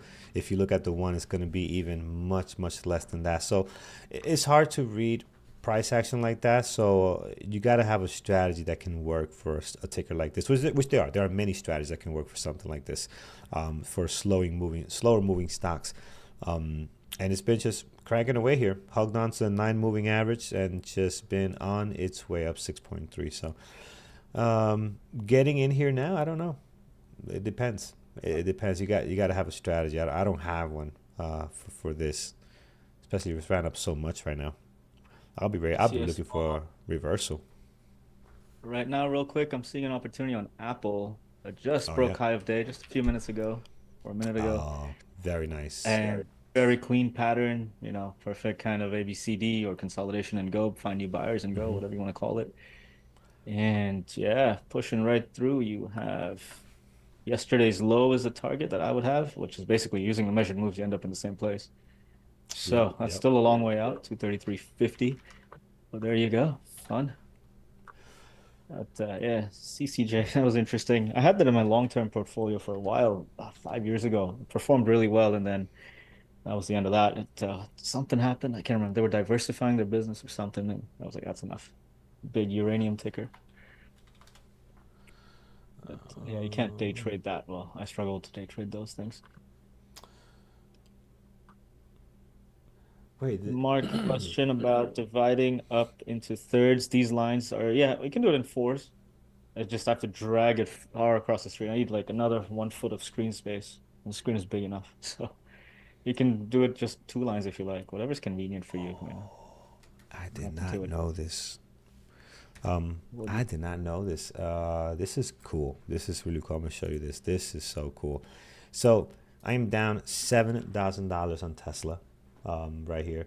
I had no idea that this on my sim account. This on tradingterminal.com. So I was gonna go to tradingterminal.com to show you guys Apple and take a trade here with you guys on Apple because I don't trade at this time. Just to kind of show you how the tool works. I had no idea that this kept my trade from Tesla. Who knows how many days ago? It's like 3 days ago, and it tracks the P&L. I didn't know that this thing did that. I thought it reset it every day, and I did not have it open. I shut my computer down, came back on, went to tradingterminal.com, hit simulator, and this trade is here. That is pretty cool. So if you're a swing Nice. trader, that is really I'm impressed. I'm really impressed. Love But it. as you can see, I'm not doing too good. I'm down $7,000 here on my Tesla trade. I got in at 415, looks like. So we're gonna bag hold this until it comes back up to the green. So yeah, guys, this is complete. You get it at tradingterminal.com. You hit on the simulator, and you can trade, and I guess you can swing trade. Keep your positions there. So that is awesome. That is pretty nice. You know. And that's the beauty of that. It's simulated money, right? You can practice swing trading, day trading, whatever you want. And that's the key, guys. You want to start off without putting your money in the market. You got to use these Hmm. kinds of tools, funded accounts. I mean, this is the stuff. Yeah, paper Yeah, don't trading, blow your swing. money. Hmm. Yeah. Carlos, a living example right here. It's not $7,000 in the hole, so that's good. Yeah, I think I would have stopped out a little bit sooner if I knew something was open here. Uh, but yeah, I'm not $7 in the hole, so we are good, my friends. Um, but yeah, it's pretty cool stuff. At the bottom here, you can see your position, your long Tesla, and yeah, unrealized number of shares, close position. This is for this to be. Oh, hold on, I'm blocking it with the bar here. For this to be free, it's pretty neat, guys. Take advantage of it. It's pretty neat. So let's go to Apple, and I want to take a. I want to take a long here. Oh no, I don't want to take a long anymore. It's pulling back. We'll hold on to that thought. Wait for it. Yeah, let's wait for it. All right. What do we have here? Reading AMD just hits. hit a. Mm-hmm. Sorry. Yeah. No, go ahead. AMD has earnings today, right? You're saying, is that today? AMD's after hours, yes. Okay, so it's been in a good move up again, just like Apple, right? Big move. Well, consolidation. Look at this price pattern. It's really great. Consolidation, then a breakout, and one leg up, pullback, consolidation, second leg up, which it looks like it just completed at the levels. So you can see this is good price action. This is the Wyckoff structure and what it typically looks like. Consolidation, breakout, and you go. Consolidate and go. So interesting now on AMD though, at the level. Let's see what happens. I don't see a second or third leg up. It'll be pretty impressive if it does that. But you Yeah. never know, man. You never know. So cool. There it Apple is. though is Apple. yeah. Mm-hmm. Apple is going, so that's really, really nice there. I'm trying to push higher. Predictions on AMD earnings. I don't know, man. AMD is another company that's that we just I don't know what they're doing. I mean, their history shows that they're not taking advantage of this AI boom that we're seeing. Other companies saw as a chip maker. I would think they'll be right on there with Nvidia and other stuff that we're seeing from other AI chip makers. Because if there's someone's gonna make money off AI, it's the people that make the product for people to run AI, right? Some companies they're gonna say they're gonna do AI, but they might actually make money of running AI. But one that's gonna make money for sure is Nvidia, and a lot of these quantum type stocks they can prove that their computing can work to make just the future of the computing work for them, right? But AMD just hasn't really taken advantage of that. I mean, Nvidia pulled back. Obviously, we saw the news from DeepSeek that was like a week ago, right? DeepSeek. So that caused ruckus in the whole market, brought everything down, gave us some great opportunities, slammed Nvidia a little bit, but AMD's it's been going down for some time. So you know what? Hopefully we get some clarity today on, hey, what are you guys doing? Hopefully we get some clarity on what's their next steps, what's their future outlook going forward, and yeah, it should be good. Should be good. It's a great stock, great volume. We traded plenty of times. This is Peter's baby here. He trades it a ton. Let's see. We'll be looking forward to their guidance more than anything. So, on how they're doing. Let's see how well they do. I've got two NVIDIA graphics cards in this computer. I might just replace them with AMD, just because. Just to help them out. I never had a AMD graphics card. I've always been NVIDIA. So it's always been NVIDIA for me. I got 3 machines here, and they're all NVIDIA. So and a graphics card is such a good business, man. It's like I have a RTX 3090. A year later, they come out with RTX 4090, so I got that. And now that I already looked at it, I got the RTX 5090. I'm like, this is not happening. You're not gonna. No, I'm not doing that. But it's such a competitive, business. And if you look at Nvidia, like we'll probably start doing this. We should do a video on how to read earnings. For those that are interested in it, we should do it. Some people might find it boring, but I think being able to go into a company's earnings and kind of see, okay, how much profit they're really making, I think it'll be a fun video to make for those that are interested in. We'll make it fun if it's boring. We'll try to make it good. But if you look at Nvidia's profits on these things, it is astronomical how much money they make on these cars. It costs them almost nothing. So they're making a killing, right? Some of these cars are, $2,500, right? And it costs less than half to make. It's wild. So they're making some serious bank, and obviously, hence the reason why their stock has been doing so well. Fantastic, yeah. Let's see what happens next. Do this earnings stuff will be great. Actually, it's very entertaining just to even watch the candlesticks, because it's wild, right? Those 1-minute candlesticks right after the close, pretty wild. So we can make it good, and yeah, bringing in the billions of dollars that Nvidia tends to make out of us and all that. It's good perspective. Yeah. Comments in chat. Yes, new ChatGPT deep research is a trader's dream for earnings. Yeah, listen, all this stuff is a trader's dream, right? Before news was pretty quiet. Now you got to keep your eyes on the news and see what comes out. What gets reported, tariffs, this, that. It can change things quickly for us, but again, it just provides opportunity, and that's what we want. That we've been getting that. So. And then on top of all of that, we have earnings. So it's trader's dream right now. We're in trader heaven at the moment. Yes. Swing traders, on the other hand, they might be having a tough time, but day traders, we are in the place we want to be. Happy place. Happy place. Absolutely.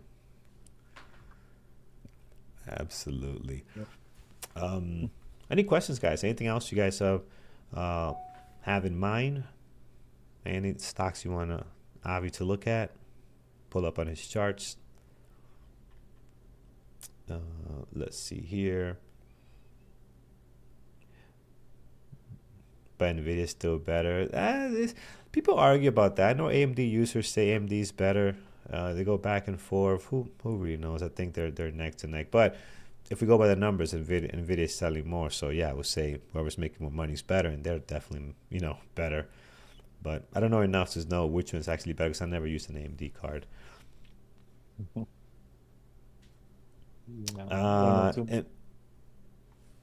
my yeah, God. no, someone's asking to look at Nvidia. So let's look at Nvidia charts to see what that's doing now because we're talking about the cards, but I don't think we did discuss the charts here.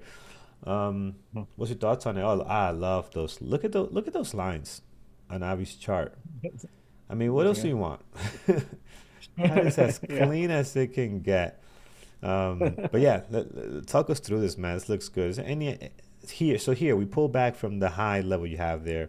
We're using that line at what is that 119.30? I can't see it too well. 60. Okay. 119.50, 50, 60, Yeah. yeah, out there. And so, listen, it made beautiful, clean moves respecting levels. And then when it came back, where do you expect it to come back to? Well, they're right at that line. And what's it doing there? Well, it's just sitting there. At the moment, I see that it's really just sitting there. It doesn't want to go anywhere. It's been here for, I don't know, 2 hours. And Yeah. it's not giving us any indication of long, short. All it's saying is, again, candles overlapping, wicks on both sides. This is an area of consolidation or chop or whatever you want to call it. It's basically a day trader's graveyard in here. But then wait for it to depart this area, perhaps a short, perhaps a long, above 120 is where you might want to get interested in this, or below this level, about 119.60. But while it's misbehaving, well, don't play with it. When the behavior cleans up, then you might think about it. And it's right in the right place. It's at the level where you want it to be, where you can think about a trade, but let it clean itself up. Yeah. There you go. These lines are just those measured moves, man. It's doesn't get simpler than that. Yeah, that's nice. I like the way, and this is based off your 8 a.m. candle. This is Yep. interesting. Avi, you got that video out, Avi? What's going on with Yeah. that video? I need that course. Let me see here. bearwithtraders.com. Because I'm noticing something I like there. You look at the 5-minute ORB. Is that almost right on there? Yeah, pretty Right? much. Pretty Yeah. much So right there. all right. So let's check something out here. Let's see. Let's see if you actually did the video. I'm going to put you on the spot here, my friend. Let's go, guys. You can always get access to tons of this information. We got 22 videos now. The list keeps growing. More material coming out there. So head over to bearwithtraders.com. So bearwithtraders.com. You can sign up. We have a link that you guys can get access to, and it's like $1. You get access to all these videos here. So look how many we have. All the different strategies, and these are very easy to read videos. Oh, here you are, my friend. Look at you. There you go. So take a look at all of this, and then you can kind of see which strategies you kind of more prefer or lean towards more, right? So everybody's different, right? As you see all these different traders, everybody trades very different. Gotta find what you're good at. We got 25 strategies now, and what I like about this is that you see these strategies every day here in chat, in the YouTube chat. So you see Brian trading the Rising Devil. You see the breakouts from Eamon. He's live in our chat room. You don't see him here on YouTube, but in the chat room he's live. So you're gonna get to see examples of people trading these actual trades. So which really helps to see other people actually take the trade that we're teaching. So yeah, that list is growing. 25 strategies now, guys. So definitely take a look at that. Awesome. All right. Good stuff, yeah. Comment in chat. Spy pulling back. I selling off. I Yeah. mean, I don't know. You're getting a little pullback, but you still hold on to that 20. Let's see. And this, by the way, Avi, correct me if I'm wrong. I see this as a healthy pullback because we ran up a lot here all morning. So we're getting to noon. Stocks are getting a little floppy. In the past, back in the days, right? And I was just watching stocks, not trading. At noon, it was like all the traders went to lunch. Well, all the traders are working from home now, so there's nobody stepping away, going to lunch and having a liquid lunch, right? Everybody's just home, so they keep trading through 12 o'clock. There's none of that anymore, I think. So volume's still going to be the same. But here, yeah, I would love to see a double top. Like if I was trading this, I would love to see it retest the top again, the high of the pre-market, come back down and see if you're looking to trade a SPY, see a double top or some kind of action like that is what I would like to see. But I Yeah. don't know here. I like this area for a reversal too, because you can see this whole zone. It had the top in the post market yesterday, as you said. It was also yesterday's high. This is an area of basically selling. So this whole Yeah. zone between 600 and 602, I'd love to see a good pattern set up, a big double top or something, and then, we get a long way down. And the next support levels that I would look at are right down here, 596. You can see intraday yesterday and even pre-market today. Hmm. And then further lower, about 594, it was that 8 a.m. candle. And then you have yesterday's low, which also aligns nicely with the measured moves.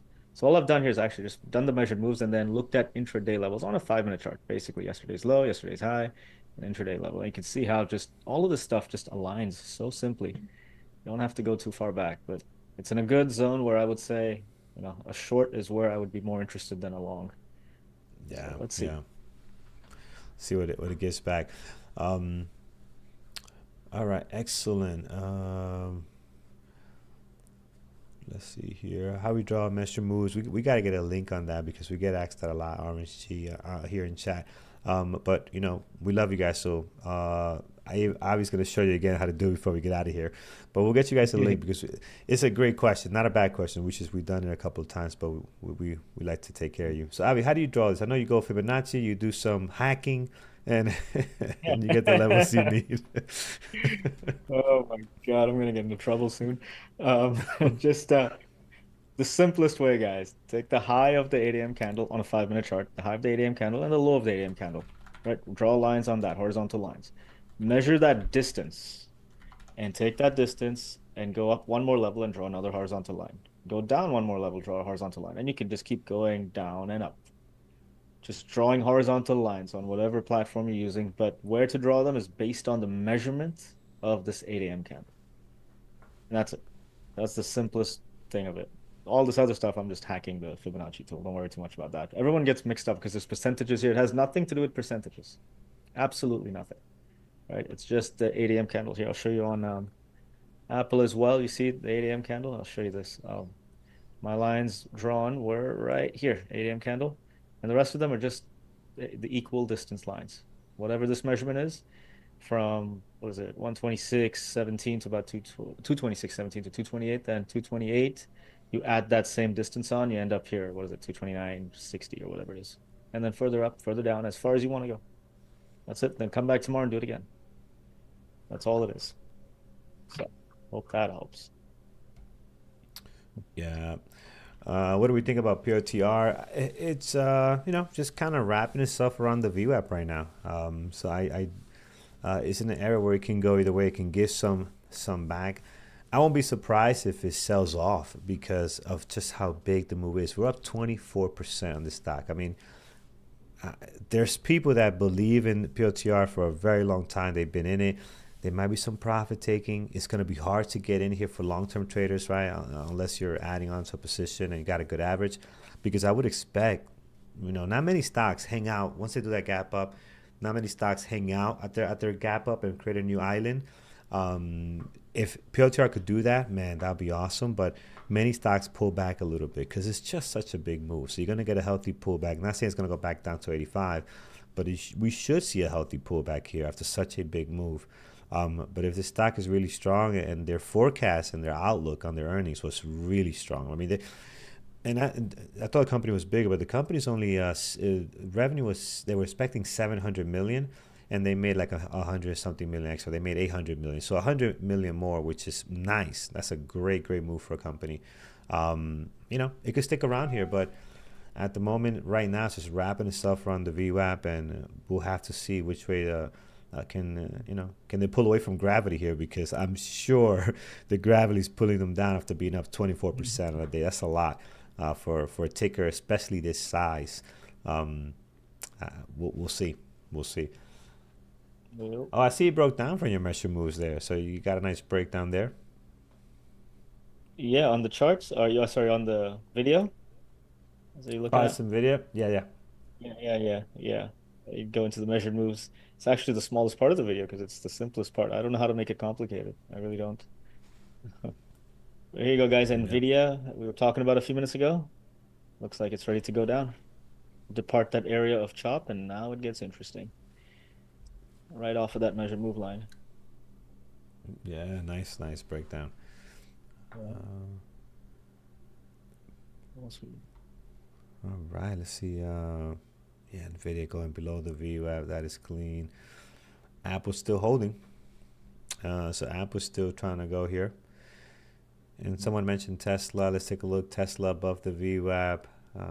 Yeah, we'll see how that ends. So we'll take a look at all these later today too. As we're waiting for earnings, we'll figure out. We'll go through the list. I want to see where some of these stocks end. Like PLTR. Like PLTR is a really fun one. We're gonna be talking about this. This is probably gonna be on our watch list for days to come. Because I think it's gonna be heavily in play the way it's moving here. So should be interesting. Yep, everyone's into it. PLTR. Absolutely. Friends over on YouTube, thank you so much for hanging out with us. We really appreciate it. Hopefully this was insightful and helpful, and we will love to have you guys in chat. So check us out there. We continue the live trading in the chat room as well. So I can see the members there getting ready for the next percent, the next mod. Thor is on there finishing up now. Remember, 3:30 we'll be back. Jared, Peter, Brian, myself for Google, AMD, and Chipotle. So we'll see how those guys make out. And we'll love to see you there. So take care, guys. Have a great trading day. Abby, stop ordering from Team Man. Stop ordering from Team, okay? More leather jackets. You want to see the shoes I got? Oh, God. You got them handy? Go quick. You got them handy? You got them handy? Yeah. Go get them. Guys, stick around for Abby's shoe here. Hold on while we get them. Oh. There you go. Hippie shoes. I never Hold on. Oh, that is... You know what? I can see that could be hard to get somewhere else. Awesome stuff. Guys, take care. Have a great trading day. We'll see you guys later today at 3:30. Have a good one. All right. Take care, guys. Thank you. See you soon, Carlos.